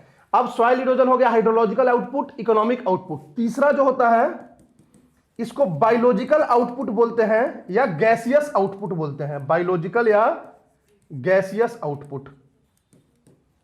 Gaseous output. अब जैसे कार्बन डाइऑक्साइड ही हो गया। कार्बन डाइऑक्साइड प्लांट्स जो है कार्बन को एक्सट्रैक्ट करते हैं एटमॉस्फेयर से, उसके बाद उसको अपने बायोमास में वो अटैच करते हैं फोटोसिंथेसिस के थ्रू। एनिमल्स जो है उसको खा जाते हैं और खा के सांस लेते हैं, और सांस लेने की वजह से जो पेट के अंदर रिएक्शन होता है, ठीक है, डाइजेशन जिसको हम बोलते हैं, उसमें से CO2 निकलता है। वो CO2 छोड़ के आप एटमॉस्फेयर में दे देते हैं। तो that is what? That is the gaseous output. Gas के फॉर्म में आउटपुट हो जा रहा है। उसी तरह से कुछ जो माइक्रोब्स होते हैं जो सॉइल में होते हैं, वाटर लॉगिंग कंडीशंस की वजह से वो जर्मिनेट हो जाते हैं। जैसे कि आपको स्यूडोमोनास बैक्टीरिया, स्यूडोमोनास बैक्टीरिया अभी आगे डिस्कस करेंगे। स्यूडोमोनास बैक्टीरिया क्या करता है कि सॉइल के अंदर जो नाइट्रेट बना हुआ है प्लांट्स के लिए, उसको डीनाइट्रीफाई कर देता है और उसको केमिकल रिएक्शन के थ्रू, बायोलॉजिकल रिएक्शन के थ्रू चेंज कर देता है नाइट्रेट से नाइट्रस ऑक्साइड में, नाइट्रिक ऑक्साइड में, और इस तरह से वो चला जाता है एटमॉस्फेयर में। तो इस तरह से there is a loss of nitrogen from the soil to the atmosphere. अभी हम नाइट्रोजन साइकिल में डिस्कस करेंगे ये सारी चीजें। हम एग्जांपल के लिए आपको बता रहे हैं कि वो बायोलॉजिकल आउटपुट कहला जाता है। तो बायोलॉजिकल आउटपुट का मतलब होता है, या गैसियस आउटपुट का मतलब है कि गैस के फॉर्म में इकोसिस्टम से एटमॉस्फेयर में चला जाना। तो दिस इज द बायोलॉजिकल और गैसियस आउटपुट। समझ में आ रही है बात है? कोई दिक्कत? बोलो। फायर वगैरह के थ्रू भी तो न्यूट्रिएंट्स एटमॉस्फेयर में चले जाते हैं, वो तो एक्सप्लॉइटेशन इकोनॉमिक आउटपुट में ही आता है। एंथ्रोपोजेनिक जितने हो गए ना वो सब इकोनॉमिक आउटपुट में आ जाएगा। फायर या तो आप जंगल को आग लगाते हो अपने सेटलमेंट के लिए, या तो कभी कभी एक्सीडेंटली लग जाता है, तो वो भी आप ही की वजह से लग रहा है। आप टूरिज्म के लिए गए वहां पे, वहां जो है बोन फायरिंग किए, एंजॉय करने के लिए आग लग गई। तो एक्चुअली क्या है, टूरिज्म इंडस्ट्री को डेवलप करने के लिए आप जो है सब कर रहे हो। तो अगर आप मैनमेड भी अगर देखोगे, जितने भी कारण हैं फायर के, फॉरेस्ट फायर के, वो सब कहीं ना कहीं इकोनॉमिक में आ जाएंगे। हाँ, नेचुरल फायर भी होता है, ऐसा कई बार नेचुरल फायर भी होता है, तो वो भी आप बोल सकते हैं क्लाइमेट की वजह से, चेंज की वजह से हाँ, वो भी एक तरह से इंसान से ही कनेक्ट कर सकते हो कि ड्राई स्पेल बढ़ता चला जा रहा है, जिसकी वजह से फॉरेस्ट फायर अब बढ़ गया है, वो क्लाइमेट की वजह से हो गया है। तो ये हो गया आपका फॉरेस्ट फायर, भी इसी में आप ऐड कर सकते हो। हाँ, ये इसमें एक ऐड कर लेना। एंथ्रोपोजेनिक जो बोल रहे हैं एक्स्ट्रा न्यूट्रिएंट हम लोग फर्टिलाइजर के थ्रू देते हैं, वो भी एक आ जाएगा, लेकिन उसको भी हम बायोलॉजिकल इनपुट में डाल देते हैं। लेकिन उसके एग्जांपल में डालना है कि बायोलॉजिकल इनपुट में एक तो कि माइक्रोब्स जो है ये करते हैं, और दूसरा इंसान भी इसमें ऐड करता है। जैसे फर्टिलाइजर इंडस्ट्री है जिसमें कि हम नाइट्रोजन, फॉस्फेट ये सब जो है मिलाते हैं, तो वो भी एक बार से इनपुट हो जाएगा, वो ऐड कर देना आप उसको। स्पेशली या तो बायोलॉजिकल में ही लिख लेना, या तो एंथ्रोपोजेनिक बाहर से डाल देना, दोनों ही केस में सही है वो। और कुछ क्लियर है? तो ये हो गया एस्पेक्ट्स ऑफ न्यूट्रिएंट साइक्लिंग। अब तीसरा जो है इसमें एस्पेक्ट जो है वो है इंटरनल साइक्लिंग का। Internal cycling of nutrients. Internal cycling क्या होता है, कैसे आया कैसे गया, ये तो समझ गए। अब हम बात करते हैं अपने इकोसिस्टम के अंदर का क्या होता है। इकोसिस्टम के अंदर जो होता है सॉइल है, ठीक है। सॉइल से जो प्लांट्स एक्सट्रैक्ट करते हैं इसको बोलते हैं Uptake of nutrients. Uptake of nutrients. इस अपटेक के बाद ये एनिमल्स के पास जाता है, और प्लांट्स और एनिमल्स दोनों जब मरते हैं तो डेट्रिटस में कन्वर्ट हो जाते हैं, डेट्रिटस में कन्वर्ट हो जाते हैं, और डेट्रिटस में डिकम्पोज होकर वापस ये सॉइल में चले जाते हैं न्यूट्रिएंट्स। तो जब सॉइल से, सॉइल इज एबायोटिक, सॉइल से जब ऑर्गेनिजम्स प्लांट्स एनिमल्स में ऊपर गया तो उसको बोलते हैं अपटेक ऑफ न्यूट्रिएंट्स, ठीक है। और जब प्लांट्स एनिमल्स से डेट्रिटस बन के वापस सॉइल में चला गया तो उसको बोलते हैं रिसाइक्लिंग ऑफ न्यूट्रिएंट्स। तो अपटेक इसको बोलते हैं रिसाइक्लिंग, रिसाइकल ऑफ न्यूट्रिएंट्स। अब होता क्या है कि जितना अपटेक होता है हमेशा रिसाइकल उतना नहीं होता है। अपटेक कभी ज्यादा हो जाता है, रिसाइकल कम हो जाता है, और इन दोनों के बीच का जो डिफरेंस होता है इसको रिटेंशन बोलते हैं। और ये रिटेंशन एक्चुअली में बायोमास प्रोडक्शन हुआ। समझ में आ रही बातें? जैसे कि आप हो खाना खाते हो, ठीक है, आपकी बॉडी बनती है, ठीक है, तो खाना खाते हो तो उसमें जो एनर्जी आपकी अपटेक की होती है सारी जो है आप रिसाइकल नहीं कर रहे हो, कुछ जो है अपने बॉडी में आप एसिमिलेट कर ले रहे हो, यूज कर जा रहे हो। तो उसी तरह से प्लांट्स हो, एनिमल्स हो, वो अपटेक करते हैं और रिसाइकल करते हैं, और इन दोनों के बीच का जो डिफरेंस होता है वो रिटेंशन होता है, जो उनके अंदर अटैच हो जाता है बायोमास के फॉर्म में। वो फर्दर पास्ट में जाके कभी वो फिर से रिसाइकल होता है।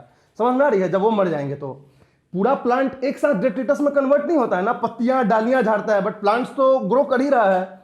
जब भी इकोसिस्टम यंग होता है, मैच्योर नहीं होता है, अपने इकोलॉजिकल सक्सेशन के इनिशियल स्टेजेस में होता है, तो अपटेक ज्यादा होता है, रिसाइकलिंग कम होता है, और उसकी वजह से रिटेंशन ज्यादा होता है तो ग्रो होता है। जैसे घास है, घास आगे चल के जंगल बन जाएंगे और आगे चल के बहुत घने जंगल बन जाएंगे। तो जब इनिशियल कम्युनिटी सक्सेशंस के होते हैं या इनिशियल ऑर्गेनिजम्स का इनिशियल लाइफ होता है, जैसे बच्चा को ले लो, बच्चा देखते हो 1 साल में ग्रो करता है वो, तो उस टाइम में बच्चे का जो ऑप्टिक है और रिसाइकल है, ओहो सॉरी,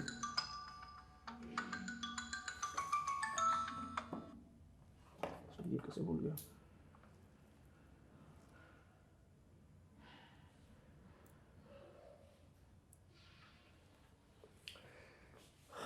चलो फिर जो ऑप्टिक और रिसाइकल के बीच का जो डिफरेंस होता है वो रिटेंशन होता है। कोई भी इकोसिस्टम या बायोलॉजिकल कम्युनिटी जब अपने इनिशियल स्टेज ऑफ सक्सेशन होता है, जो हमने सक्सेशन के स्टेजेस बताए थे, और क्लाइमेक्स लास्ट में होता है, तो हमने क्या बोला था कि जो इनिशियल स्टेजेस ऑफ सक्सेशन होता है उसमें ग्रोथ तेज होता है। ग्रोथ तेज होता है, तो ग्रोथ तेज होता है वो इसलिए होता है क्योंकि ऑप्टिक ज्यादा होता है, रिसाइकलिंग कम होता है, रिटेंशन ज्यादा हो जाता है। तो retention is equal to uptake minus recycle. ये जो है फॉर्मूला होता है। और ये जो रिटेंशन होता है वो जितने यंग ऑर्गेनिजम्स होंगे उनमें ज्यादा रिटेंशन होगा, क्योंकि उनमें अपटेक ज्यादा होती है, रिसाइकल कम होती है। और जितने मैच्योर या ओल्ड होंगे तो उतना ये कम होता चला जाता है। जो मैच्योर इकोसिस्टम होता है, जैसे ट्रॉपिकल रेन फॉरेस्ट, अब इससे ज्यादा ये ऊंचाई इसकी नहीं होगी, इससे ज्यादा घना नहीं होगा, तो उसमें रिसाइकल बहुत ज्यादा होता है, ऑप्टिक के बराबर रिसाइकल होता है, इसलिए रिटेंशन जो है ऑलमोस्ट जीरो हो गया, जितना रिटेन कर लिया उतना कर लिया। अब क्या कर रहा है कि जितना ले रहा है उतना दे रहा है, तो इसको बोलते हैं कि रिटेंशन, ऑप्टिक और रिसाइकल बराबर हो गया, ये सारी चीजें। तो जितने मैच्योर इकोसिस्टम होंगे या मैच्योर ऑर्गेनिजम्स होंगे, एक टाइम के बाद हमारा हाइट रुक जाता है बढ़ना, हमारी बॉडी भी रुक जाती है, एक कॉमन मास हो जाता है, उससे ऊपर ज्यादा फ्लक्चुएट नहीं करता है। लेकिन इनिशियली बचपन में क्या होता है, बहुत जल्दी वेट और हाइट बढ़ता है। तो उसी तरह प्लांट्स में भी होता है, प्लांट्स जब छोटे होते हैं तो उनके अंदर ऑप्टिक ज्यादा करते हैं, रिसाइकल कम करते हैं, उसकी वजह से रिटेंशन ज्यादा होता है, इसलिए बायोमास उनका जनरेट होता है। लेकिन जब वो पूरी तरह से मैच्योर हो जाते हैं तब ये रिटेंशन जो है ऑप्टिक रिसाइकल बराबर हो जाता है, रिटेंशन जीरो हो जाता है। समझ में आ रही बात है? अब जब प्लांट्स पूरा अपने एज में खत्म हो जाते हैं तो अपटेक कम हो जाता है, रिसाइकल ज्यादा हो जाता है, जिसकी वजह से कि इनकी बॉडी जो है धीरे धीरे खत्म होने लगती है प्लांट्स की। तो प्लांट्स का, एनिमल्स का और उसी तरह से बायोलॉजिकल कम्युनिटी का जो लाइफ साइकिल होता है वो जो है इसी फॉर्मूला पे चलता है, अपटेक, रिसाइकल और रिटेंशन के फॉर्मूला पे। समझ में आ रही बात है? कोई दिक्कत? तो ये रिटेंशन, ऑप्टिक, रिसाइकल किस तरह के इकोसिस्टम में कैसा होगा, किस तरह के स्टेज ऑफ सक्सेशन में कैसा होगा और ऑर्गेनिजम्स के लाइफ में कैसा होगा, ये क्लियर है आपको? कोई दिक्कत? चलो गुड। तो ये हो गया आपका इंटरनल साइक्लिंग ऑफ न्यूट्रिएंट्स। अब इंटरनल साइक्लिंग ऑफ न्यूट्रिएंट्स जो है किसी भी इकोसिस्टम का समझना बहुत इंपॉर्टेंट होता है, उसको कंजर्व करने के लिए, स्ट्रेटजी बनाने के लिए कि भाई इकोसिस्टम कौन से स्टेज ऑफ सक्सेशन में है, कैसा उसका इंटरनल साइक्लिंग है न्यूट्रिएंट्स का, न्यूट्रिएंट्स हमको देने की जरूरत है कि नहीं है। कोई भी प्लांट्स में जब भी आप देखते हो, कंजर्व करते हो, तो कितना न्यूट्रिएंट्स देने की जरूरत है, तो उसके लिए हमको पहले ये इक्वेशन समझना होता है कि ऑप्टिक, रिसाइकिल और रिटेंशन का क्या इनका इक्वेशन है। उसके बेसिस पे हम अप्लाई करते हैं उस इकोसिस्टम में न्यूट्रिएंट, उसको कंजर्व करने के लिए। समझ में आ रही बात है? तो this is the internal cycling of nutrients, और ये तीनों एस्पेक्ट मिला के न्यूट्रिएंट साइक्लिंग होती है। तो ये तो समझ गए कि न्यूट्रिएंट साइक्लिंग होती क्या है, कंसेप्ट आपको क्लियरली समझ में आ गया। अब टाइप्स ऑफ न्यूट्रिएंट साइकिल आपको पता होना चाहिए कि टाइप्स कितने तरह के होते हैं न्यूट्रिएंट साइकिल। देखो, there are two bases on the basis of which we classify the nutrient cycles, कि न्यूट्रिएंट साइक्लिंग के दो बेसिस पे हम क्लासिफाई करते हैं। एक बेस ये होता है कि जो इनका रिजर्वॉयर है इस पर्टिकुलर न्यूट्रिएंट का, वो एटमॉस्फेयर है, हाइड्रोस्फेयर है या लिथोस्फेयर है। ठीक है, सबसे पहले तो हम ये देखते हैं, जैसे नाइट्रोजन को ले लो। जो नाइट्रोजन साइकिल है उसका सोल रिजर्वायर एटमॉस्फेयर होता है। जो फास्फोरस साइकिल है उसका सोल रिजर्वायर लिथोस्फेयर होता है। तो इसके बेसिस पे हम दो तरह के न्यूट्रिएंट साइकिल्स को देखते हैं, एक गैसियस न्यूट्रिएंट साइकिल और दूसरा सेडिमेंट्री न्यूट्रिएंट साइकिल। तो गैसियस और सेडिमेंट्री दो तरह का न्यूट्रिएंट साइकिल होता है on the basis of the nature of reservoir. Basis of what? Nature of reservoir.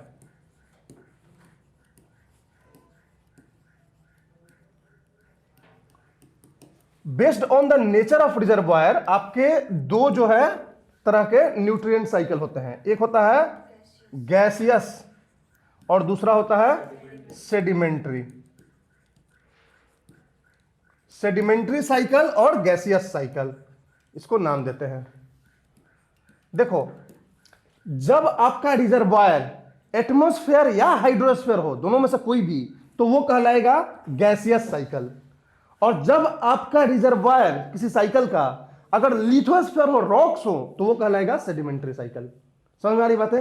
Gaseous cycle में केवल एटमॉस्फेयर मत समझना, एटमॉस्फेयर प्लस हाइड्रोस्फेयर, इन दोनों में से कोई भी अगर इसका, जैसे हाइड्रोस्फेयर किसका रिजर्वायर होता है? वाटर का होता है। पूरा वाटर तो हाइड्रोस्फेयर में ही है, रिवर्स में है, लेक्स में है, ओशंस में है, इसी सब में वाटर है।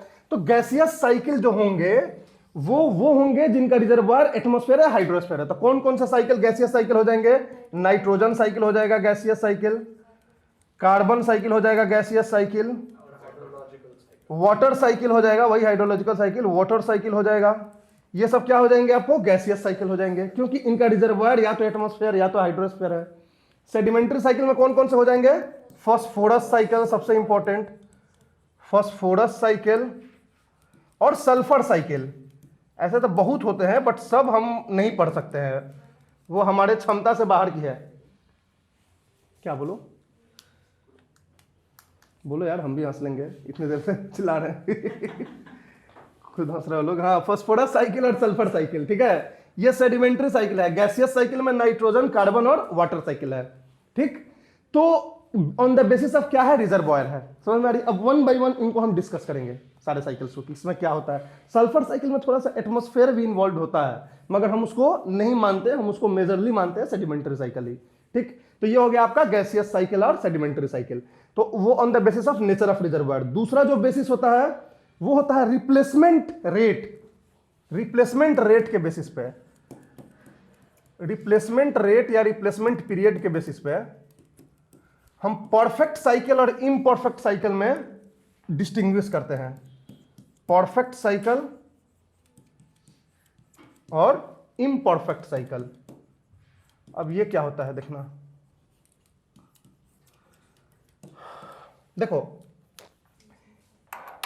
इनपुट और आउटपुट पता है, कुछ ऐसे न्यूट्रिएंट्स होते हैं जिनका इनपुट और आउटपुट ऑलमोस्ट बैलेंस होता है। जितना इजीली इनपुट होता है उतना ही इजीली आउटपुट भी हो जाता है उनका। तो उस तरह के साइकिल्स को हम बोलते हैं परफेक्ट साइकिल्स, जिसमें input is balanced bye output. तो हमको बहुत ज्यादा टेंशन नहीं होता है वैसे न्यूट्रिएंट्स की, बहुत ज्यादा हम नहीं सोचते हैं उनके बारे में। दूसरा, कुछ ऐसे न्यूट्रिएंट्स होते हैं जिनका इनपुट बड़ा स्लो होता है और आउटपुट जो है फास्ट होता है। तो ऐसे न्यूट्रिएंट्स के लिए हमको काफी सोचना पड़ता है, क्योंकि ये न्यूट्रिएंट्स जो है बहुत जल्दी इकोसिस्टम में एग्जॉस्ट कर जाते हैं। क्यों? क्योंकि इनका इनपुट जो है वो स्लो है, क्योंकि जिस प्रोसेस के थ्रू इनका इनपुट हो रहा है वो अपने आप में एक स्लो प्रोसेस होता है, जैसे weathering is a slow process. तो जितने भी रॉक्स के वेदरिंग से जो इनपुट होगा इन्वायरमेंट में, इकोसिस्टम में, वो बड़ी स्लोली होगा। क्यों स्लोली होगा? क्योंकि weathering is itself is a slow process. सालों लग जाते हैं वेदर होने में कोई भी रॉक्स को। वेदरिंग मतलब क्या हुआ कि उसका रस्टिंग, मतलब धीरे धीरे धीरे धीरे धीरे धीरे टुकड़े टुकड़े टुकड़े टुकड़े में बट के अलग हो रहा है, तो कितने साल लग जाते हैं। लेकिन नाइट्रोजन साइकिल को ले लो, नाइट्रोजन साइकिल में ऑलरेडी बैक्टीरिया हैं बहुत सारे। वाटर साइकिल को ले लो, कार्बन साइकिल को ले लो, इनमें क्या है कि इनपुट और आउटपुट दोनों जो है वो बिल्कुल बैलेंस्ड है। इस केस में क्या हो रहा है, क्योंकि आउटपुट का जो major source of the output होता है वो इंसान होता है, तो इंसान तो सोच समझ के करता नहीं है कि नाइट्रोजन है इसमें ज्यादा है तो नाइट्रोजन को हम ज्यादा निकालें और फास्फोरस को कम निकालें। आप तो पूरा पेड़ काट दे रहे हो ना इसमें, ये थोड़ी सोच रहे हो कि नाइट्रोजन है कि फास्फोरस है।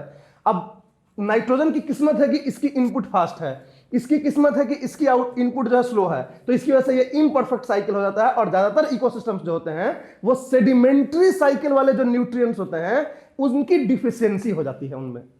अब जैसे एग्रीकल्चर में ही ले लो, नाइट्रोजनस फर्टिलाइजर्स भी हम यूज करते हैं, फॉस्फेट भी यूज करते हैं, पोटास भी यूज करते हैं। नाइट्रोजनस इजिली मिल जाती है, फॉस्फेट और पोटास जो है मैक्सिमम सॉइल में कमी होती है इसकी।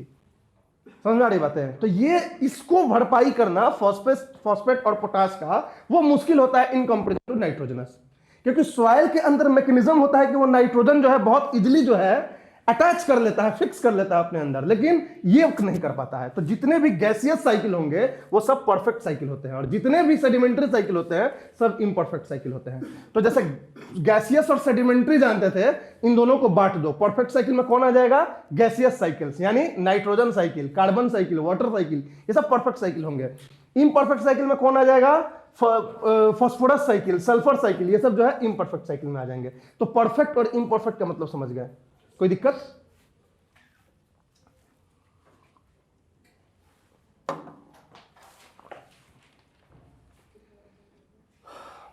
अब एक्चुअली हम बात करने जा रहे हैं हर एक साइकिल का one by one. Nitrogen cycle की पहले बात करते हैं। देखो ये थोड़ा कॉम्प्लेक्स साइकिल है, लेकिन अगर ध्यान से समझोगे तो एक बार में समझ जाओगे, ठीक है? क्योंकि इसमें बहुत सारे ऑर्गेनिजम्स का रोल है, बहुत सारे बैक्टीरिया के नाम हैं, ठीक है? लेकिन आप ध्यान से समझना। ये है हमारा सॉइल, है ये सॉइल हो गया हमारा ये, ठीक है?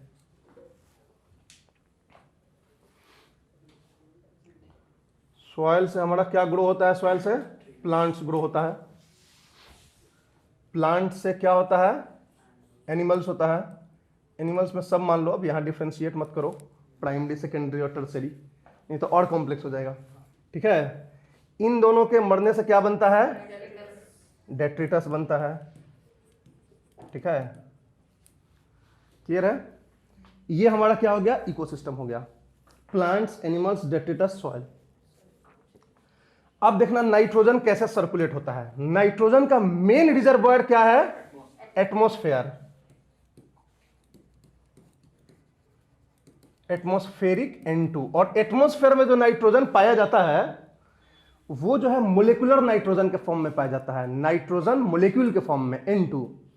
और प्लांट्स की खासियत होती है कि प्लांट्स जो है मोलिकुलर नाइट्रोजन यूज नहीं कर पाता है, plants can't use molecular nitrogen. समझ में आ रही बात है? तो इसीलिए पहले इस एटमॉस्फेरिक नाइट्रोजन को किसी भी तरीके से इस सॉइल में आना पड़ेगा और उस फॉर्म में आना पड़ेगा जिस फॉर्म में ये प्लांट ले सके उनको। समझ में आ रही बात है? तो सबसे पहले जो नाइट्रोजन होता है, ठीक है, वो जो है नाइट्रोजन फिक्सेशन बैक्टीरिया होते हैं सॉइल में। कौन होता है? नाइट्रोजन फिक्सेशन बैक्टीरिया, जो एटमॉस्फेरिक नाइट्रोजन को फिक्स करते हैं सॉइल में इन द फॉर्म ऑफ अमोनिया। किस फॉर्म में करते हैं? अमोनिया के फॉर्म में। क्या फॉर्मूला होता है?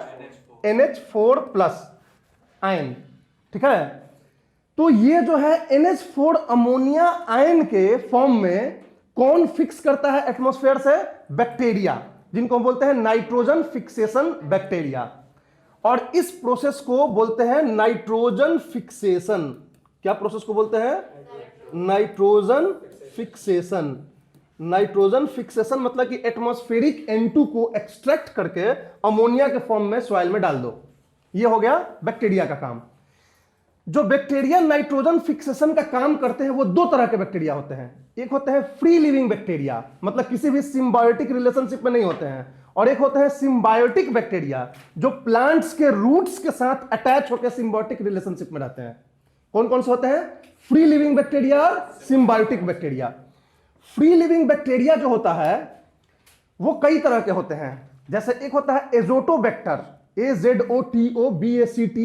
अब देखो यहां पे हम जो है जगह तो कम है, लेकिन हम आपको यहीं पे आपको थोड़ा सा नाम दे दे रहे हैं। फ्री लिविंग बैक्टीरिया आप लिख लेना, free living bacteria. Free living bacteria में एक क्या होता है? Azotobacter, Azotobacter. ठीक है, दूसरा होता है क्लोस्ट्रीडियम, क्लोस्ट्रीडियम। ठीक है, और तीसरा होता है साइनोबैक्टर, साइनोबैक्टर। साइनोबैक्टर और क्या इसके बारे में इंपॉर्टेंट खासियत है? ये फोटोसिंथेटिक बैक्टीरिया होता है। ठीक है, कल तो इसने बताया था ना। Cyanobacteria is a photosynthetic bacteria, clostridium Azotobacter. ये जो होते हैं फ्री लिविंग बैक्टीरिया होते हैं जो किसी भी रूट्स के साथ अटैच नहीं होते हैं। ठीक है, तो ये जो होता है आपको डायरेक्टली नाइट्रोजन से जो लेके और अमोनिया में चेंज कर देते हैं। और दूसरे जो तरह के बैक्टीरिया होते हैं जिनको बोलते हैं सिम्बायोटिक बैक्टीरिया। सिम्बायोटिक बैक्टीरिया मतलब ये प्लांट्स के रूट्स के साथ अटैच्ड होते हैं। ठीक है, प्लांट्स के रूट्स के साथ अटैच्ड होते हैं, और इसमें जो मेन होता है वो होता है राइजोबियम। राइजोबियम बैक्टीरिया सबसे इंपॉर्टेंट होता है सिम्बायोटिक बैक्टीरिया में, जो प्लांट्स के रूट्स के साथ सिम्बायोटिक रिलेशनशिप में होते हैं और नाइट्रोजन फिक्सेशन करते हैं। ये जनरली जो है जो सिम्बायोटिक बैक्टीरिया होता है वो टेरेस्ट्रियल रीजन में होता है, और ये जो फ्री लिविंग बैक्टीरिया होता है वो ज्यादातर जो है एक्वेटिक इकोसिस्टम में होता है, जहां प्लांट्स के रूट्स नहीं है तो वहां फ्री लिविंग बैक्टीरिया आपको मिलेंगे। ठीक है, एजोटोबैक्टर, क्लोस्ट्रीडियम, साइनोबैक्टर। सिम्बायोटिक बैक्टीरिया में ज्यादातर आपको राइजोबियम होगा। ठीक है, ये जो होता है सिम्बायोटिक बैक्टीरिया हो गए। तो ये सारे बैक्टीरिया मिलके क्या प्रोसेस करते हैं? नाइट्रोजन फिक्सेशन, और एटमॉस्फेरिक नाइट्रोजन को वो अमोनिया में कन्वर्ट कर देते हैं। कोई दिक्कत? क्लियर है? तो ये हो गया आपका अमोनिया में। अब क्या होगा? इस अमोनिया जो बना, ठीक है, अमोनिया के फॉर्म में आ गया। इसको मिटा देंगे फ्री लिविंग वाला। सॉरी, क्योंकि यहां और भी कुछ लिखना है ना। देखो, अब ये जो प्लांट्स हैं, ये जो एनिमल्स हैं, ये सब डेट्रिटस हो गए। डेट्रिटस को डिकम्पोज कौन करता है? बैक्टीरिया और फंजाई। वो डिकम्पोजर्स होते हैं बैक्टीरिया, फंजाई, और ये डिकम्पोज करके भी न्यूट्रिएंट्स निकालते हैं। तो जो न्यूट्रिएंट्स नाइट्रोजन के निकालते हैं वो अमोनिया के फॉर्म में ही निकालते हैं। ठीक है, तो ये जो है डेट्रिटस से अमोनिया बना देते हैं, और इस प्रोसेस को बोलते हैं अमोनिफिकेशन। तो अमोनिफिकेशन क्या होगा? The decomposition of detritus into ammonia is called ammonification. ये जो होते हैं वो हेट्रोट्रॉफिक बैक्टीरिया होते हैं, हेट्रोट्रॉफिक बैक्टीरिया, यानी जो खाना जो है खुद से नहीं बनाता है, वो खाना खाता है। एक तरह से ये कंज्यूमर ही तो हुआ ना, micro consumer, heterotrophs. Decomposers is also kind of heterotrophs, केवल डिफरेंस ये है कि ये कैटाबोलाइज करता है, उसको चेंज फॉर्म में करके खाता है, कल ही डिस्कस किया था। तो ये जो है हेट्रोट्रॉफिक बैक्टीरिया एंड फंजाई दोनों मिलके इस डेट्रिटस को अमोनिया में चेंज कर दिए और इस प्रोसेस को बोलते हैं अमोनिफिकेशन। तो ये अमोनिया का जो सोर्स है सॉइल में, वो डायरेक्टली एटमॉस्फेयर से भी है और इस साइक्लिंग का भी पार्ट है। ये अमोनिया का रिजर्वॉयर यहां बन गया, ठीक। और इस अमोनिया से अब एक अलग तरह का बैक्टीरिया होता है जो अमोनिया को कन्वर्ट करता है किसमें, नाइट्राइट में, NITRITE, नाइट्राइट।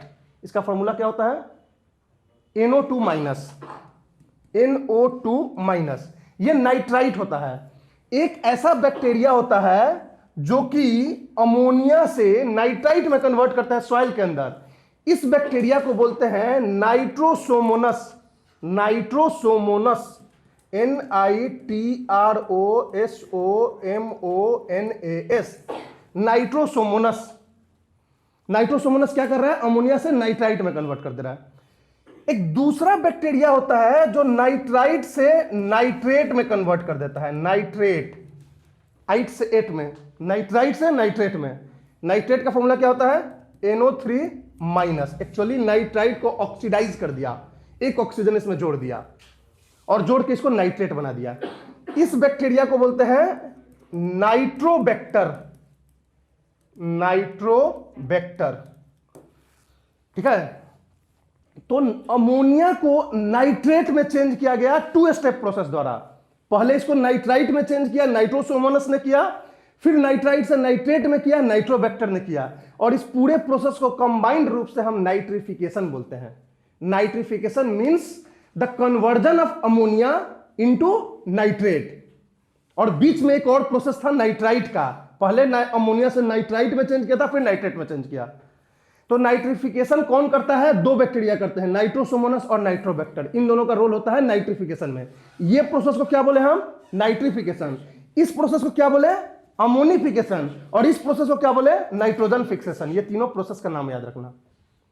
नाइट्रिफिकेशन क्या होता है, अमोनिया से नाइट्रेट में कन्वर्ट करना सॉइल के अंदर ही, वो होता है नाइट्रिफिकेशन।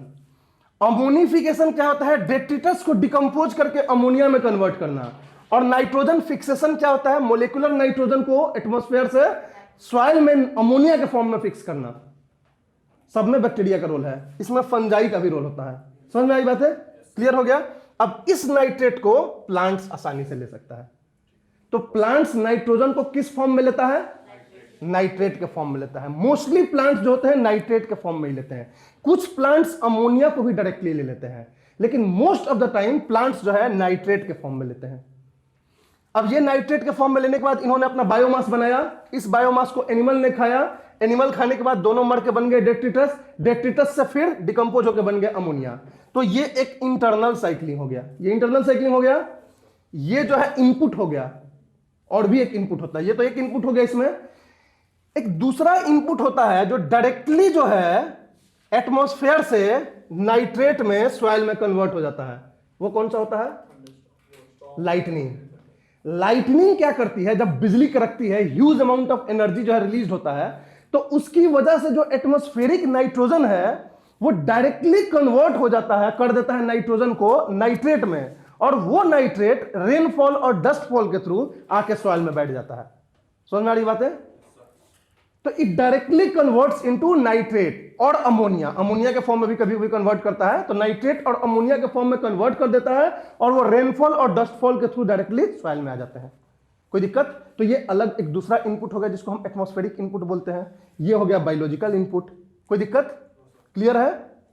अब ये चूंकि गैसियस साइकिल है तो इसमें लिथोलॉजिकल इनपुट का कोई मतलब नहीं बनता है, नीचे से कोई इनपुट नहीं होती है रॉक की तरफ से। अभी तक क्लियर है। अब देखो आउटपुट कैसे होगा। एक आउटपुट होता है जो सरफेस रन ऑफ से इसमें से चला जाता है, सरफेस रन ऑफ, जिसको हम हाइड्रोलॉजिकल आउटपुट बोलते हैं। सरफेस रन ऑफ मतलब बारिश हुआ, सॉइल इरोजन हुआ, चला गया, तो कुछ न्यूट्रिएंट्स इसमें से सरफेस रन ऑफ में चले जाते हैं। और अगर सॉइल वाटर लॉगिंग कंडीशंस हो गया सॉइल में, तो इसमें एक अलग तरह के बैक्टीरिया जन्म ले लेते हैं जिनको हम बोलते हैं Pseudomonas, and they are called denitrifying bacteria. वो क्या करते हैं, नाइट्रेट को कन्वर्ट कर देते हैं नाइट्रोजन ऑक्साइड में, और वो नाइट्रोजन ऑक्साइड एटमॉस्फेयर में जाके मोलिकुलर नाइट्रोजन बन जाता है। अगर सॉइल वाटर लॉगिंग कंडीशन हो गया तो यहां से डीनाइट्रीफाइंग बैक्टीरिया जमा हो जाएंगे जिन्हें हम बोलेंगे स्यूडोमोनस। स्यूडोमोनस, पी से स्टार्ट होता है स्यूडो, PSEUDOMONAS, स्यूडोमोनास या स्यूडोमोनस।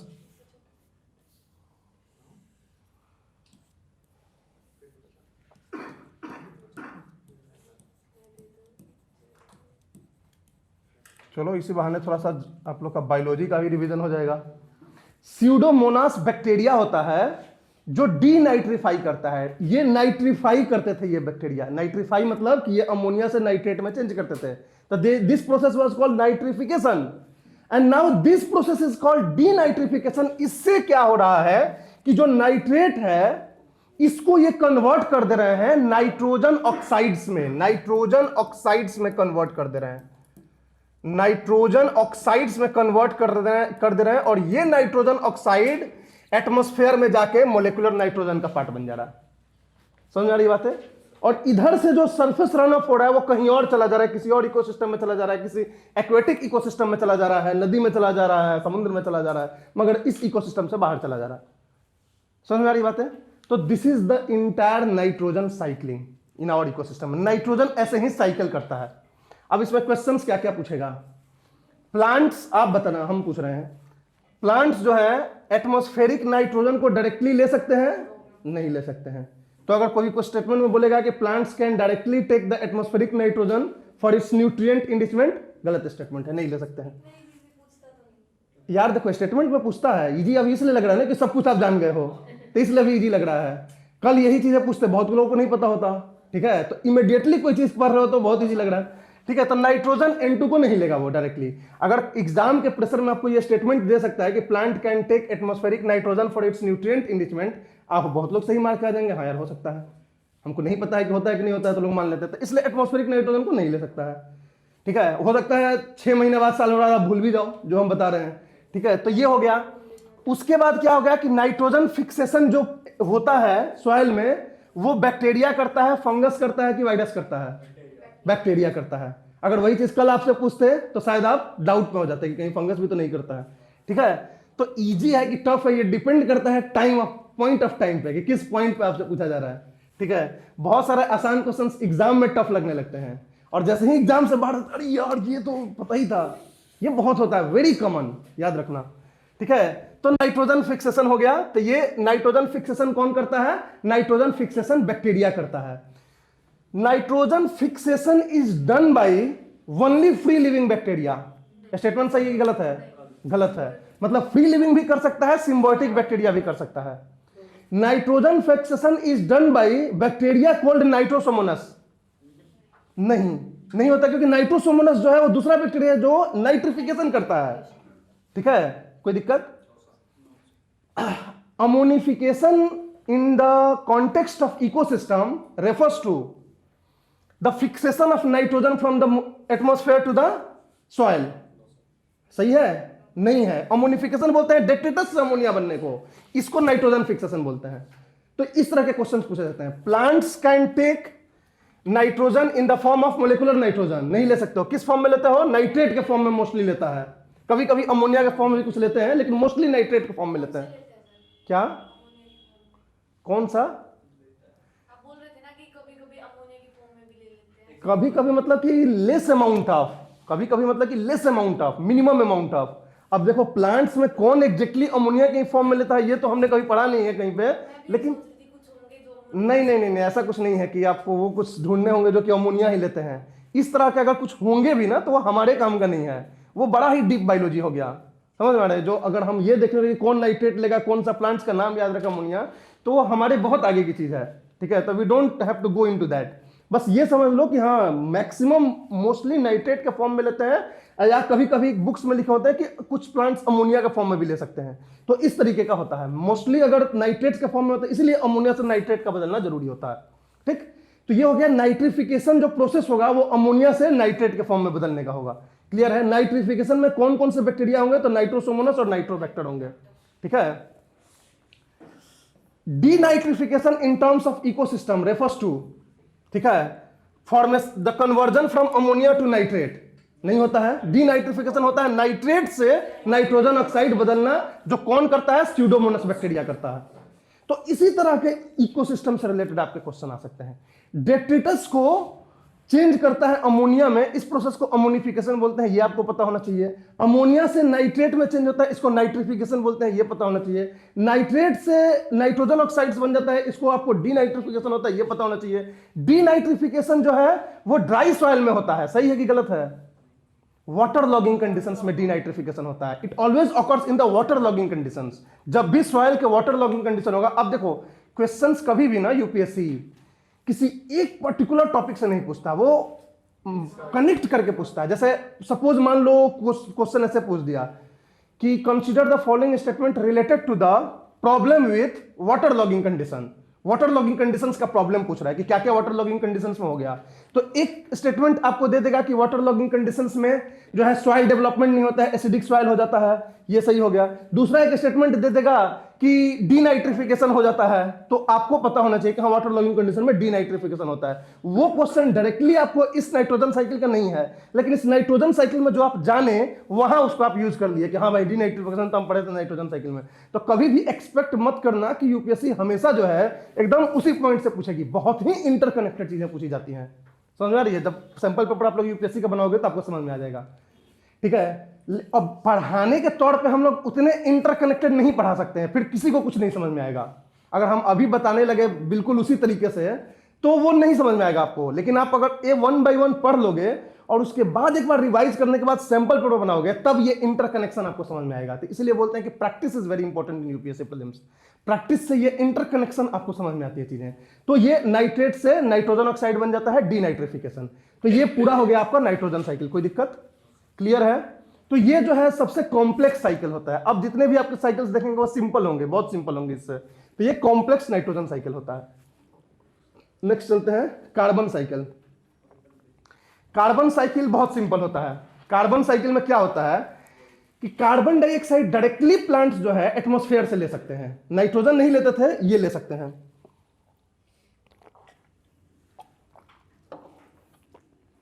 डायरेक्टली कार्बन डाइऑक्साइड लिया, ठीक है, एटमॉस्फेयर से, उसको उसने सिंथेसाइज किया अपने बायोमास में। उस बायोमास को एनिमल्स ने खाया। एनिमल्स जो है अंदर जो है डाइजेशन के फॉर्म में कार्बन डाइऑक्साइड रिलीज किया और वो कार्बन डाइऑक्साइड रेस्पिरेशन से बाहर आ गया। तो जो एटमॉस्फेयर से प्लांट्स में गया था वो एनिमल्स के रेस्पिरेशन से बाहर आ गया। और प्लांट्स और एनिमल्स दोनों मरने के बाद डेट्रिटस बन गए। और डेट्रिटस जब डिकम्पोज होता है तो उस समय भी कार्बन डाइऑक्साइड रिलीज होता है। तो कार्बन डाइऑक्साइड इस तरह से रिलीज हो रहा है और आ रहा है इकोसिस्टम में, और इस तरह से साइक्लिंग हो रहा है। समझ में आ रही बात है? तो ये जो है सिंपली कार्बन साइकिल हो गया था। कार्बन साइकिल इतना ही सिंपल है। आपको मेन जो ध्यान में रखना है वो नाइट्रोजन साइकिल को और फास्फोरस साइकिल को रखना है। ये दो इंपॉर्टेंट आपको एनसीईआरटी में दी हुई है। बाकी बुक्स में कार्बन साइकिल भी दिया होता है, वाटर साइकिल भी दिया होता है, सल्फर साइकिल भी दिया होता है। ठीक है। तो कार्बन साइकिल क्या होता है? बस इतना ही होता है कि प्लांट्स जो है एटमॉस्फेयर से लिए, उसको फोटोसिंथेसिस में यूज करके बायोमास बनाए। उस बायोमास को एनिमल ने खाया। एनिमल क्या किया? उस खा के उस बायोमास को उसके बाद डाइजेस्ट किया। डाइजेस्ट करने के बाद डाइजेशन के प्रोसेस में कार्बन डाइऑक्साइड रिलीज हुआ और वही कार्बन डाइऑक्साइड हम लोग रेस्पिरेशन में बाहर निकालते हैं और वो वापस एटमॉस्फेयर में चला जाता है। और कुछ उसका कार्बन डाइऑक्साइड जो हमारे बायोमास में चला जाता है, तो वो सारे प्लांट और एनिमल के बायोमास से जो डेट्रिटस बनेगा, उस डेट्रिटस के डिकम्पोजिशन से भी कार्बन डाइऑक्साइड निकलता है। तो जितने भी कार्बन डाइऑक्साइड प्लांट्स ने लिए थे इनिशियली, सारे उसने वापस कर दिए एटमॉस्फेयर को। तो इस तरह से ये एक साइकिल हो गया कार्बन डाइऑक्साइड की। समझ में आ रही बात है? तो ये कार्बन साइकिल हो जाता है। कोई दिक्कत? उसी तरह से वाटर साइकिल है। वाटर साइकिल जो है हम दो टर्म्स में देखते हैं। एक तो कि हाइड्रोलॉजिकल साइकिल जो हमने ज्योग्राफी में बात करी थी कि हाइड्रोस्फीयर से एटमॉस्फेयर में गया, एटमॉस्फेयर से रेनफॉल होकर लिथोस्फीयर पे गया, सरफेस रनअप पे गया। अब इसको हम इकोसिस्टम में बात करेंगे तो जो प्लांट्स है वो सॉइल से पानी लेता है। सॉइल से पानी लेता है। पानी लिया सॉइल से, लेने के बाद वो अपने बायोमास में वाटर को स्टोर कर लिया, एनिमल्स ने खाया, एनिमल्स ने भी अपने बायोमास में स्टोर किया, और जो एक्सेस वाटर था वो एक्सक्रीट कर दिया, यूरिनेट कर दिया, ठीक है, तो वो पानी बाहर चला गया। उसके बाद एनिमल्स और प्लांट्स दोनों जब डेट्रिटस बने, तो डेट्रिटस का जब डिकम्पोजिशन होता है उस समय भी वाटर रिलीज होता है, तो वो वाटर जो रिलीज हो गया वो वापस सॉइल में चला गया। तो इस तरह से सर्कुलेशन हो गया पूरे पानी का। जो आपने सिक्रीट किया, एक्सक्रीट करता है एनिमल्स जो वाटर को, वो भी सॉइल में जाता है। तो इस तरह से soil to plants, plants to animals, animals to soil जो है पानी सर्कुलेट हो रहा है। और बाहर रिजर्वायर मतलब हाइड्रोस्फीयर से पानी रेनफॉल के थ्रू आ रहा है, ठीक है, रेनफॉल के थ्रू आ रहा है और बाहर भी चला जा रहा है सरफेस रन ऑफ के थ्रू। समझ में आ रही बात है? तो ये वाटर साइकिल हो गया। कोई दिक्कत? तो कार्बन साइकिल, वाटर साइकिल आप देख लोगे। आपको मैं अगर थोड़ा सा ये है तो मैं सलाह दे सकता हूं कि शंकर आईएएस में से पढ़ लेना इसको, कार्बन साइकिल और वाटर साइकिल को, ठीक है, तो पढ़ लोगे तो उससे आपका क्लियर हो जाएगा। और उसके बाद अगर नहीं क्लियर होगा तो फिर हमसे एक बार पूछना, ठीक। तो हम लोग अब डिस्कस करते हैं फास्फोरस साइकिल को। कोई दिक्कत तो नहीं है ना अभी? इसमें कोई इसमें कॉम्प्लिकेशंस नहीं दिखा कार्बन साइकिल और वाटर साइकिल में। अब नाइट्रोजन साइकिल को हमने पूरी तरह से डिस्कस किया क्योंकि वो कॉम्प्लेक्स था। ये बिल्कुल सिंपल है। अभी वहीं पे हम यहाँ पे प्लांट्स बनाएंगे और बोलेंगे कि ये पानी पिया, ये पानी इधर गया, ये पानी, तो वही सारी चीजें जो दिखाएंगे, ठीक है। तो अगर आपके दिमाग में ये फिट हो गया इक्वेशन तो ठीक है। तो एक बार पढ़ना, उसके बाद इसको बना के ड्रॉ करके कोशिश करना आप लोग। फास्फोरस साइकिल अब देखते हैं। फास्फोरस साइकिल में क्या होता है कि वेदरिंग होती है। पहले ये सॉइल है, ये हमारा सॉइल है। अब फास्फोरस साइकिल में बहुत ज्यादा हमारा एटमॉस्फेयर से कोई लेना देना नहीं है क्योंकि ये सेडिमेंट्री साइकिल है। सेडिमेंट्री साइकिल मतलब कि नीचे जो रॉक है इसके वेदरिंग से सॉइल में फास्फोरस आएगा, ठीक है। तो फास्फोरस जो है सॉइल में आएगा और सॉइल में जो फास्फोरस आता है वो ऑर्थोफॉस्फेट के फॉर्म में आता है। ऑर्थोफॉस्फेट, ऑर्थोफॉस्फेट का मतलब होता है PO4 3-, दिस इज ऑर्थोफॉस्फेट। और ये ऑर्थोफॉस्फेट के ही फॉर्म में प्लांट्स जो है फास्फोरस को लेता है। फास्फोरस का क्या काम होता है? फास्फोरस जो है वो प्लांट्स को स्ट्रेंथ प्रोवाइड करता है। एनिमल्स में बोन्स और टीथ बनने में ये हेल्प करता है, ठीक है। प्लांट्स में भी जो स्ट्रेंथ है, प्लांट्स जो खड़े रहते हैं वो फास्फोरस की वजह से खड़े रहते हैं। फास्फोरस का वो रोल होता है। फास्फोरस का एज एन एंजाइम फंक्शन अच्छे से करने के लिए भी रोल होता है फास्फोरस का। सेल मेम्ब्रेन में भी फास्फोरस का काम होता है बनाने में, प्लांट्स के, एनिमल्स के। तो फास्फोरस जो है ये मेजर रोल होता है फास्फोरस का। कहां से मिलता है? रॉक से। मोस्टली फास्फोरस रॉक्स में होते हैं। रॉक से जो है वेदरिंग होकर वो सॉइल में आते हैं। और सॉइल में किस फॉर्म में आते हैं? तो ऑर्थोफॉस्फेट के फॉर्म में। और ऑर्थोफॉस्फेट के फॉर्म में प्लांट्स उनको लेते हैं। प्लांट्स लेते हैं, प्लांट से ये जाते हैं एनिमल्स में, एनिमल्स में जाते हैं। एनिमल्स और प्लांट्स मिलके हो जाते हैं डेट्रिटस, डेट्रिटस। और डेट्रिटस जब डिकम्पोज करता है तब बन जाता है ऑर्थोफॉस्फेट। समझ में आ रही बात है? इसमें एक मेजर और रोल होता है माइकोरिजा का। क्योंकि देखो फास्फोरस जो होता है वो इनॉर्मस अमाउंट में नहीं होता है नाइट्रोजन की तरह। क्यों? क्योंकि ये बड़ा स्लो प्रोसेस है इसके वेदरिंग से इसमें आना। तो ऐसे कंडीशंस में फास्फोरस जो है हमेशा कम ही रहेगा इकोसिस्टम में, नाइट्रोजन की तरह अवेलेबल नहीं रहेगा इनॉर्मस अमाउंट में, क्योंकि ये इम्परफेक्ट साइकिल होता है। बहुत सारा फास्फोरस जो है एग्रीकल्चरल रनअप से निकल गया, तो जिस अमाउंट में एग्रीकल्चरल रनअप से निकल गया या प्लांट काट के हम निकाल लिए, सेम अमाउंट में फास्फोरस जो है रॉक्स द्वारा सॉइल में नहीं आ सकता है।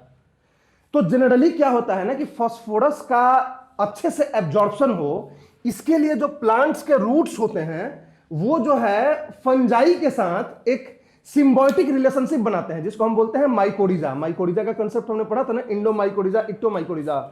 तो इंडोमाइकोरिजा और इक्टोमाइकोरिजा में जो आपका ये होता है फंगस होता है, वो क्या करता है कि इस फास्फोरस को अटैच करके रखता है और स्लोली स्लोली प्लांट्स को देता है। मतलब कि स्लो एब्जॉर्प्शन ऑफ फास्फोरस जो है प्लांट्स को, ये कौन इंश्योर करता है? माइकोरिजा। तो इसलिए इस तरह के जो साइकिल्स होते हैं सेडिमेंट्री साइकिल्स, जिसमें कि इम्परफेक्ट साइकिल्स हैं, बहुत ही लॉस होने का चांस होगा, उसमें जो है ये माइकोरिजा का बहुत मेजर रोल होता है यहां पे। और माइकोरिजा का जो मेन रोल होता है वो फास्फोरस एब्जॉर्प्शन में ही होता है, क्योंकि नाइट्रोजन इनॉर्मस अमाउंट में सॉइल में होता है, फास्फोरस की कमी होती है, राइट। तो यहां पे माइकोरिजा का आप एक डाल लेना कि सॉइल में जो माइकोरिजल फंक्शन होता है, माइकोरिजा का जो रोल होता है वो यही होता है कि फास्फोरस को अटैच करके और स्लो एब्जॉर्प्शन दे प्लांट्स को, धीरे धीरे प्लांट्स को दे, ताकि प्लांट्स को फास्फोरस की कमी कभी महसूस ना हो। समझ में आ रही बात है? तो माइकोरिजा का यहाँ पे रोल होता है, जो आप लोग पढ़े थे फर्स्ट चैप्टर में, जो ओलिगोट्रॉफिक सॉइल में क्या होता है। तो यहाँ ये हमारा मेन ये होता है। तो वो एंडो और एक्टो वाला क्या? इंडो एक्टो में क्या होता है ना कि इंडो में क्या होता है, इंडो माइकोरिजा में जो फंगस होता है ना वो रूट्स के अंदर होता है, ड्वेल करता है, मतलब रूट्स के अंदर ही रहता है वो। और इक्टो में क्या होता है कि रूट्स के बाहर बाहर मैट बिछा के रहता है। यही फर्क था इंडो माइकोरिजा में और इक्टो माइकोरिजा में। समझ आ रही बातें हैं? जैसे रूट्स हुआ, रूट्स है ये, ठीक। फंगस क्या करेगा कि रूट्स पे किस लिए निर्भर है, ये तो सिम्बायोटिक रिलेशनशिप है, तो सिम्बायोटिक रिलेशन में फंगस को भी कुछ फायदा होना चाहिए रूट से, तब भी आ रहेगा। तो फायदा या तो खाने के लिए होगा, या तो रहने के लिए होगा, या तो दोनों के लिए होगा। तो इंडोमाइकोरिजा में फंगस जो है रूट्स का यूज खाने के लिए भी करता है और रहने के लिए भी यूज करता है। तो this roots provides the food as well as shelter in the endomycorrhiza. Ectomycorrhiza में शेल्टर की जरूरत नहीं है, ये केवल खाने के लिए यूज करता है, तो इसलिए बाहर रहता है इक्टोमाइकोरिजा में, और इंडोमाइकोरिजा में रूट्स के अंदर होता है। यही फर्क होता है। लार्ज वेस्कुलर प्लांट्स में अंदर होता है, स्मॉल प्लांट्स में ग्रास वास में बाहर रहता है। समझ में आ रही बातें? तो ये हो गया इंडोमाइकोरिजा एंड इक्टोमाइकोरिजा। तो ये हो गया आपका फॉस्फोरस साइकिल। और बिल्कुल सेम होता है सल्फर साइकिल। सल्फर साइकिल भी एग्जैक्टली ऐसा ही होता है। ये सल्फेट के फॉर्म में वो हम यूज करते हैं सल्फर साइकिल को, SO4 के फॉर्म में यूज करते हैं। ये जो PO4 है, सल्फर में केवल ये ऐड हो जाता है कि सल्फर में एटमॉस्फेरिक इनपुट भी होता है। सल्फर डाइऑक्साइड जो है ह्यूज अमाउंट में एटमॉस्फेयर में एज ए पॉल्यूटेंट होता है, और ये सल्फर डाइऑक्साइड रेन वाटर से रिएक्ट करके और H2SO4 के फॉर्म में सॉइल में आके ऐड हो जाता है। तो this is one additional in the sulphur cycle, कि सल्फर साइकिल में क्या होगा कि ये जो प्रोसेस चल रहा है ये तो चलता ही है, ये तो चल ही रहा है। इसके अलावा सल्फर जो होता है एटमॉस्फेयर में भी पाया जाता है। जो कैसे एटमॉस्फेयर में सल्फर जाता है, कोयला हम लोग बर्न करते हैं उसकी वजह से जाता है, वोल्केनिक इरप्शन होता है उससे रिलीज होता है। तो वोल्केनिक इरप्शन हो गया, कोयला जलाना हो गया, वेहिकुलर इमिशन हो गया, इन सब से सल्फर जो है चला जाता है एटमॉस्फेयर में, और एटमॉस्फेयर में वो वाटर से रिएक्ट करके और H2SO4 एसिड रेन के थ्रू सॉइल में आ जाता है, और इस तरह से सॉइल में थोड़ा सल्फर की मात्रा बढ़ जाती है रेनफॉल की वजह से। तो एक तरह से गैसियस भी हो जाता है, और ये फास्फोरस के लिए नहीं होता है। तो सल्फर और फास्फोरस साइकिल में यही अंतर है, यही फर्क है। समझ में आ रही बात है? कोई दिक्कत? तो एक बार जो है आप लोग पढ़ लेना शंकर IAS से। कितने लोगों के पास है? जिसके पास नहीं होगा ना, अगर मान लो, तो मैं ये करूंगा कि इसका जो है फोटो खींच के PDF, या फोटो खींच लो जिसके पास है, उससे मोबाइल में पढ़ लेना आप लोग। क्योंकि देखो पूरा शंकर IAS पढ़ने के लिए तो मैं नहीं बोल रहा हूँ, बीच बीच में बोलूंगा। तो जो बीच बीच में मैं बोलूंगा तो उसको मैं या तो फोटो खींच के आपको भेज दूंगा, या तो अगर कोई आसपास है आप लोग तो फोटो खींच लो, वो सही रहेगा। कोई दिक्कत है? क्लियर है? समझ में आ रही है तुम्हें? मतलब चीजें समझ में आ रही है ना? लिख लोगे? ठीक है। बाकी टर्म्स वॉर्म्स का दे देंगे, जो ये चीजें हैं उसको एक बार पढ़ लेना। तो ये हो गया आपका साइक्लिंग, न्यूट्रिएंट साइक्लिंग, ठीक है। सल्फर हो गया। अब लास्ट क्या क्या बोलो? थोड़ा सा लास्ट टॉपिक है इसमें, इकोसिस्टम सर्विसेज। ये इकोसिस्टम सर्विसेज क्या होता है? देखो ये इसलिए मैं करा रहा हूं ना, क्योंकि ये एक तो कि इंटरनेशनल लेवल पे इस टर्म का बहुत ज्यादा यूज किया जाता है, ठीक है। दूसरी बात है कि UPSC ने भी पहले पूछ रखा है इसके बारे में।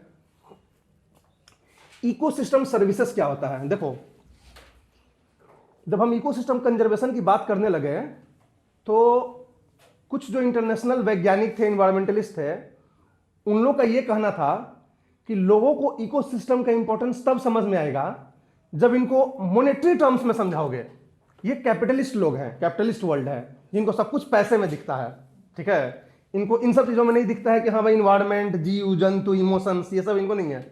इनको पैसे में समझाओ कि इकोसिस्टम आपको कितने पैसे का आपको फायदा करा रही है, तब इनको समझ में आएगा कि हम जो इकोसिस्टम खराब कर रहे हैं तो कितने पैसे का लॉस कर रहे हैं, हम आगे चल के हमको इसके लिए कितना चुकाना पड़ सकता है।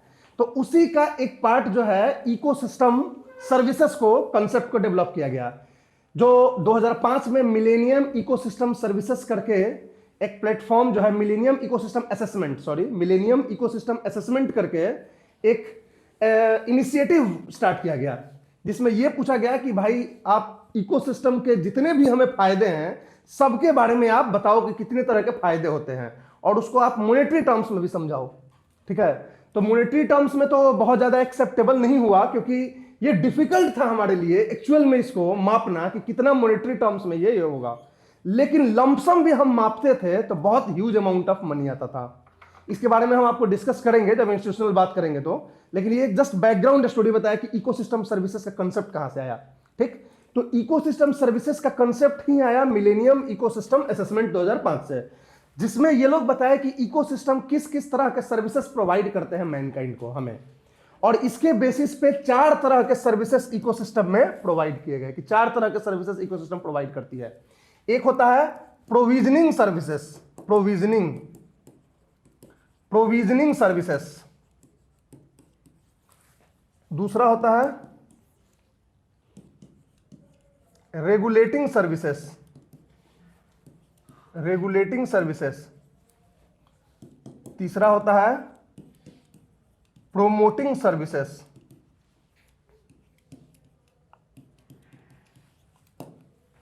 और चौथा होता है कल्चरल सर्विसेज। ये 4 तरह का सर्विसेज जो है इकोसिस्टम प्रोवाइड करता है इंसान को, माने ये सेवाएं प्रदान करता है। ठीक है, प्रोविजनिंग, रेगुलेटिंग, प्रोमोटिंग और कल्चरल। प्रोविजनिंग का मतलब होता है कि वो क्या आपको दे रहा है। प्रोविजन मतलब क्या आपको दे रहा है, आपके फायदे का चीज, आपको खाना दे रहा है, सारा तो इकोसिस्टम है ना, जंगल से आप तो डिपेंडेंट हो खाना के लिए, आपको और क्या दे रहा है, मेडिसिन दे रहा है, टिम्बर दे रहा है, वुड दे रहा है, ठीक है, फ्यूल दे रहा है, एनर्जी दे रहा है, सब चीज आपको क्या मिल रहा है, प्रोविजनिंग सर्विसेज के अंदर आता है। तो इस तरह का जो सर्विसेज होगा इकोसिस्टम को, उसको हम प्रोविजनिंग सर्विसेज में डालेंगे, जिसमें फूड, फ्यूल, ठीक है, मेडिसिन, ये सारी चीजें आ जाएंगी, टिम्बर, वुड, ठीक है, तो ये सब आ जाएंगे प्रोविजनिंग सर्विसेज में। ठीक, दूसरा होता है, अब देखो अलग अलग मैंने इसमें डाल दिया था कि थोड़ा सा आपको 1 बाय 1 सबको समझाएंगे। प्रोविजनिंग में क्या होता है कि जो चीजें वो प्रोवाइड कर रहा है, प्रोवाइड वर्ड से प्रोविजनिंग बना है। ठीक है, तो the goods and services that it is providing, this is provisioning services. तो इसमें आपका फूड, फ्यूल, वुड, ये सब जितने चीज है, पेपर, ठीक है, ये सारी चीजें प्रोविजनिंग सर्विसेज में आ जाएंगी। दूसरा जो उसमें होता है वो होता है रेगुलेटिंग सर्विसेज, कि रेगुलेटिंग सर्विसेज क्या कर रहा है।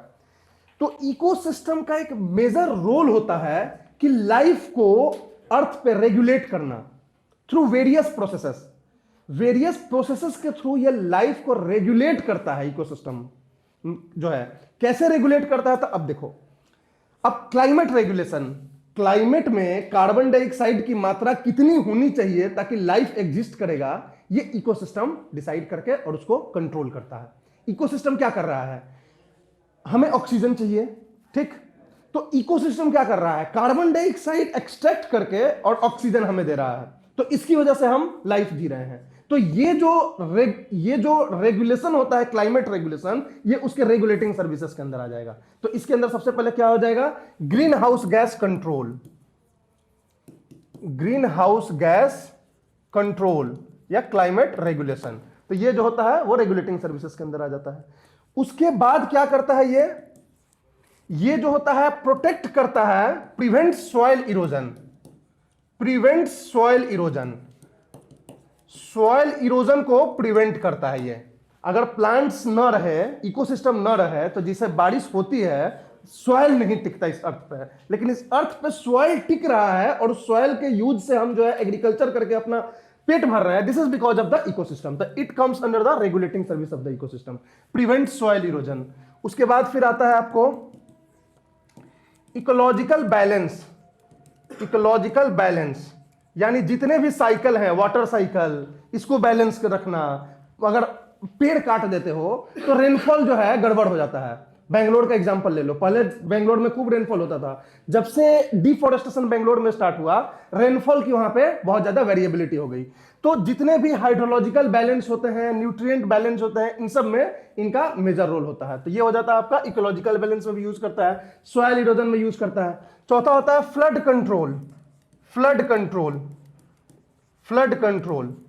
कंट्रोल में मेजर रोल होता है इकोसिस्टम का, तो ये भी रेगुलेटिंग सर्विसेज के अंदर आ जाएगा। तो this come under the regulating services.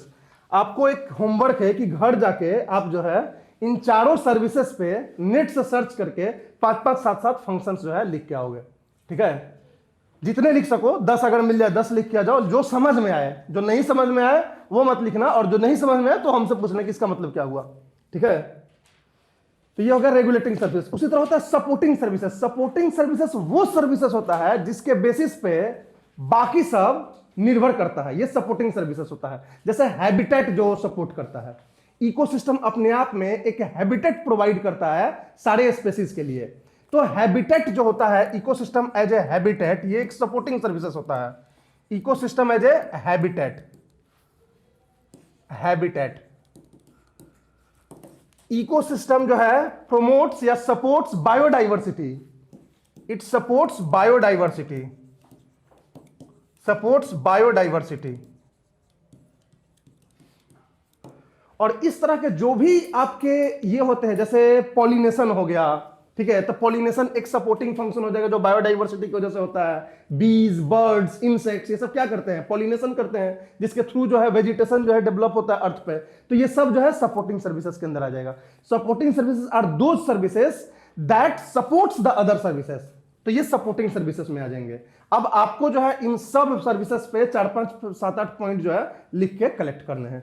और चौथा जो हो गया वो हो गया cultural and aesthetic services.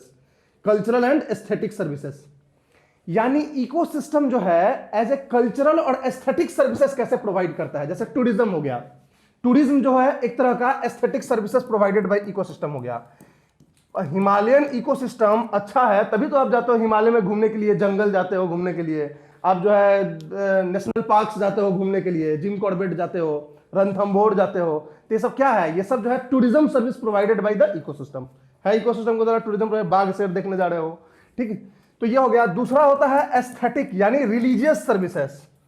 Religious services, पहाड़ों में जाते हो तो बहुत सारे हमारे रिलीजियस स्थल्स होते हैं, ठीक है, श्राइन्स होते हैं जहां कि हम लोग जाते हैं। बहुत सारे इकोसिस्टम्स जो होते हैं वो एक तरह के इंसान के आस्था से कनेक्टेड होते हैं। हम बायोडाइवर्सिटी वाले चैप्टर में बताएंगे कि ग्रूव फॉरेस्ट होता है, ग्रूव लेक होता है। बहुत सारे कम्युनिटीज होती हैं जो फॉरेस्ट को वो अपने आस्था से कनेक्ट करके रखती हैं और उसके थ्रू जो है उसको मतलब प्रोटेक्ट करती हैं। बहुत सारे कम्युनिटीज हैं जो किसी लेक को अपने आस्था से कनेक्ट करती हैं। तो आपके आस्था से भी इकोसिस्टम कनेक्टेड होता है और उससे भी आपको एक बेनिफिट होती है, ठीक है। बहुत सारे पेड़ पौधे को जो हम पूजा करते हैं तो वो क्या हो गया? कल्चरल और aesthetic services of the ecosystem में आ जाएगा।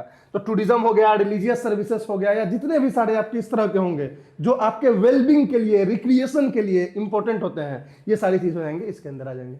कोई दिक्कत? तो that is all about the various services of the ecosystem. आप जो है इन चारों सर्विसेज पे एक बार लिख के लिस्ट बना के आना। कोई दिक्कत? तो ये हो गया इकोसिस्टम के बारे में सारी चीजें। अब हम लोग के पास जो इकोसिस्टम में एक चीज बच जाता है जो कल करेंगे, वो डिफरेंट टाइप्स ऑफ इकोसिस्टम। जैसे फॉरेस्ट इकोसिस्टम क्या है, वेटलैंड इकोसिस्टम के बारे में, डेजर्ट इकोसिस्टम के बारे में, मैंग्रोव इकोसिस्टम के बारे में, एस्चुरीज के बारे में, ये सारी चीजें में क्या क्या होता है, कैसे सारी चीज होता है। रुक जाओ, 5 मिनट का और है, ठीक है। वो 5 मिनट केवल क्वेश्चन आंसर है। अब जैसे अब तक हमने जितना पढ़ा है उसमें अब हम क्वेश्चन आंसर्स देखेंगे इसमें कि कौन कौन से क्वेश्चन आंसर्स जो है प्रीवियस ईयर यूपीएससी में पूछे गए हैं, उसको हम एक बार डिस्कस कर लेते हैं। ज़्यादा नहीं है, आज कम ही है। नेक्स्ट क्लास में हम इसको ज़्यादा थोड़ा क्वेश्चंस को डिस्कस करेंगे। अब ये क्वेश्चन को पढ़ो। ये क्वेश्चन आया था 2014 या 15 में।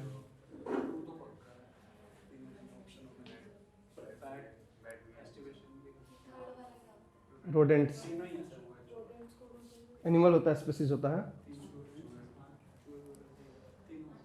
इसमें तीनों होगा, 1, 2 एंड 3। मैंने बोला था ना कि आप लोग हाइबरनेशन का पता करके आना। हाइबरनेशन की लिस्ट में रोडेंट्स जरूर होगा, ठीक है। बैट्स, बियर्स और रोडेंट्स, इसका आंसर 1, 2 एंड 3 है, ठीक है।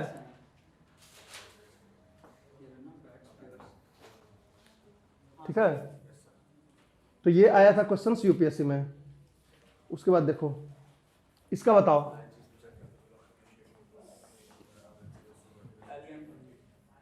सिंपल सा है। इसका मतलब हुआ कि लाइकेंस जो है, जो कि इनिशिएट करता है इकोलॉजिकल सक्सेशन को, वो किन दोनों का सिम्बायोटिक रिलेशनशिप से होता है? एल्गी और फंगी होगा, मतलब 2 ऑप्शन होगा, ठीक है। तो ये भी क्वेश्चन 2015 में पूछा गया था। ये सब यूपीएससी के क्वेश्चन हैं, पूछते हैं, अभी भी पूछते हैं, ऐसा नहीं है, ठीक है। विच of the following is the process involved with the photosynthesis?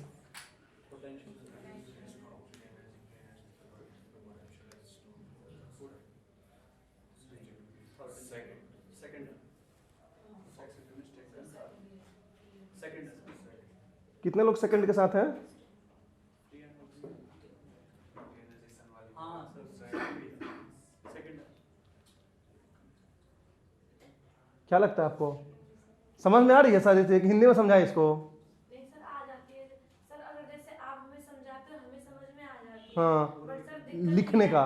Sir दिक्कत ये आ रही है, जैसे अगर मैं यहाँ तो समझ गई, हम्म। जैसे एग्जाम दूंगी, अब दिक्कत ये आ रही है यहाँ तो मैं जैसे इंग्लिश में समझ जाती हूँ, वहाँ कोई भी चीज हो तो शुद्ध हिंदी में आएगी, शुद्ध इंग्लिश में आएगी। अब वहाँ थोड़ी ना मैं किसी बंदे को पकड़ के लाऊंगी, भाई तू मेरी समझ, और मैं यूपीएससी का पेपर दे रही हूँ, तो सर दिक्कत वो आ रही है, मेरे को एक ही चूज करना पड़ेगा, या तो मैं हिंदी करूँ या मैं इंग्लिश करूँ। अब या तो मुझे शुद्ध हिंदी पढ़नी पड़ेगी या इंग्लिश। अब ना तो मैं इतनी जल्दी इंग्लिश को कर पाऊंगी, अब मैं हिंदी को पढ़ती हूँ तो हिंदी को कर पाऊंगी।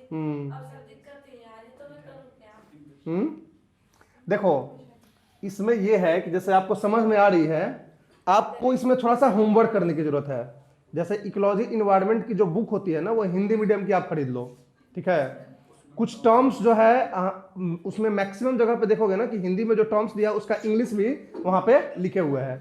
तो या तो इससे आपको समझ में आ जाएगा कि ये टर्म्स इसमें यूज किया गया है, या फिर आपको जो है हमने जो बोला था कि ठीक है हम टर्म्स जो है लिखे हुए होंगे मेरे पास, कुछ टाइम लगेगा 2-4 दिन, उसमें हम निकाल के मैं आपको दे दूंगा, तो उससे कनेक्ट कर लेना और पढ़ना उसको हिंदी में, और उसको देखना कि हाँ ये कनेक्ट हो पा रहा है कि नहीं, समझ पा रहे हैं कि नहीं। चीजें समझ में आ जाएंगी तो लिखने में भी कंफर्टेबिलिटी आ जाएगी आपकी। समझ में आ रही बातें? तो इस तरीके से आप इसको, तो हमारे पेपर है तो 10 दिन तो मांगे ही नहीं। हाँ हाँ, तो उसके बाद पेपर के बाद देख लेना, कोई ये नहीं है। बाकी तो ये सब तो रिकॉर्डिंग चल ही रहा है, जो भी चीज़ें हैं सब जितने भी है ना सबके रिकॉर्डिंग भी हो रहे हैं। तो जितने दिन आ सकते हो, उसके बाद की जो चीज़ें हैं उसको थोड़ा सा कनेक्ट करके पढ़ सकते हो। तो इसमें यही ऑप्शन सही है, free energy is converted into potential energy. Free energy मतलब सोलर एनर्जी हो गया, जो एटमॉस्फेयर की एनर्जी हो गई। पोटेंशियल एनर्जी मतलब जो स्टोर्ड होती है, तो ये पोटेंशियल एनर्जी यही फोटोसिंथेसिस में मेनली होता है। 2016 का क्वेश्चन था ये, कहाँ गया? With reference to food chains in ecosystem, which of the following kinds of organism is are known as decomposer organisms? 2013 में क्वेश्चन आया था, वायरस, फंगी, बैक्टीरिया। तो बैक्टीरिया और फंगी होगा, 2 and 3 इज द आंसर, ठीक है। 2013 में यूपीएससी में पूछा गया था ये।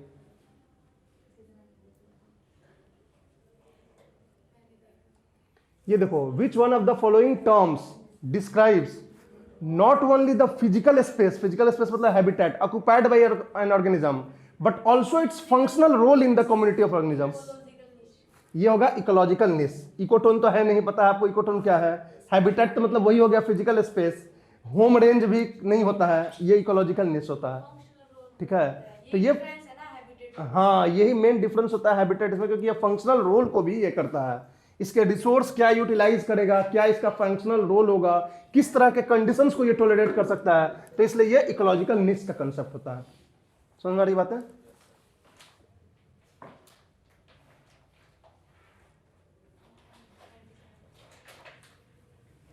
With reference to food chain ecosystem consider the following statements. इसको बताओ सोच के।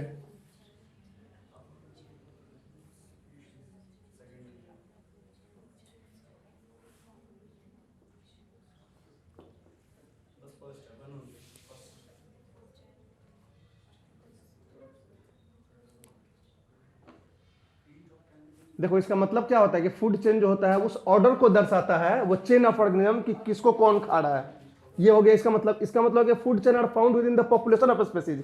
इसका मतलब होता है कि फूड चेन जो है एक ही स्पीसीज के अंदर के पॉपुलेशन के बीच में होता है, मतलब बाघ बाघ को खाएगा, कुत्ता कुत्ता को खाएगा। तो ये ऐसा होता है? नहीं होता है। फूड चेन का मतलब हो गया कि अलग अलग स्पीसीज होंगे, एनिमल में भी अलग अलग स्पीसीज होंगे। तीसरा बोलता है कि food chain illustrates the number of each organisms which are eaten by the other. Food chain ये बताता है क्या कि कौन से बाघ को कौन सा बाघ कौन से लोमड़ी को खाया, ये तो नहीं बताता है। वो केवल ये बताता है कि बाघ स्पीसीज जो है लोमड़ी स्पीसीज को खाता है। तो इसलिए सेकंड भी गलत है, थर्ड भी गलत है, केवल फर्स्ट गलत है। 1-1 फर्स्ट सही है, 1-1 इज द आंसर, ठीक है। तो ये सब आपके प्रीवियस ईयर के कुछ क्वेश्चंस थे। बाकी नेक्स्ट क्लास से थोड़ा और क्वेश्चंस निकाल के उसको हम लोग डिस्कस करेंगे, ठीक है। साथ साथ प्रीवियस ईयर कवर कर लेंगे, कोई दिक्कत?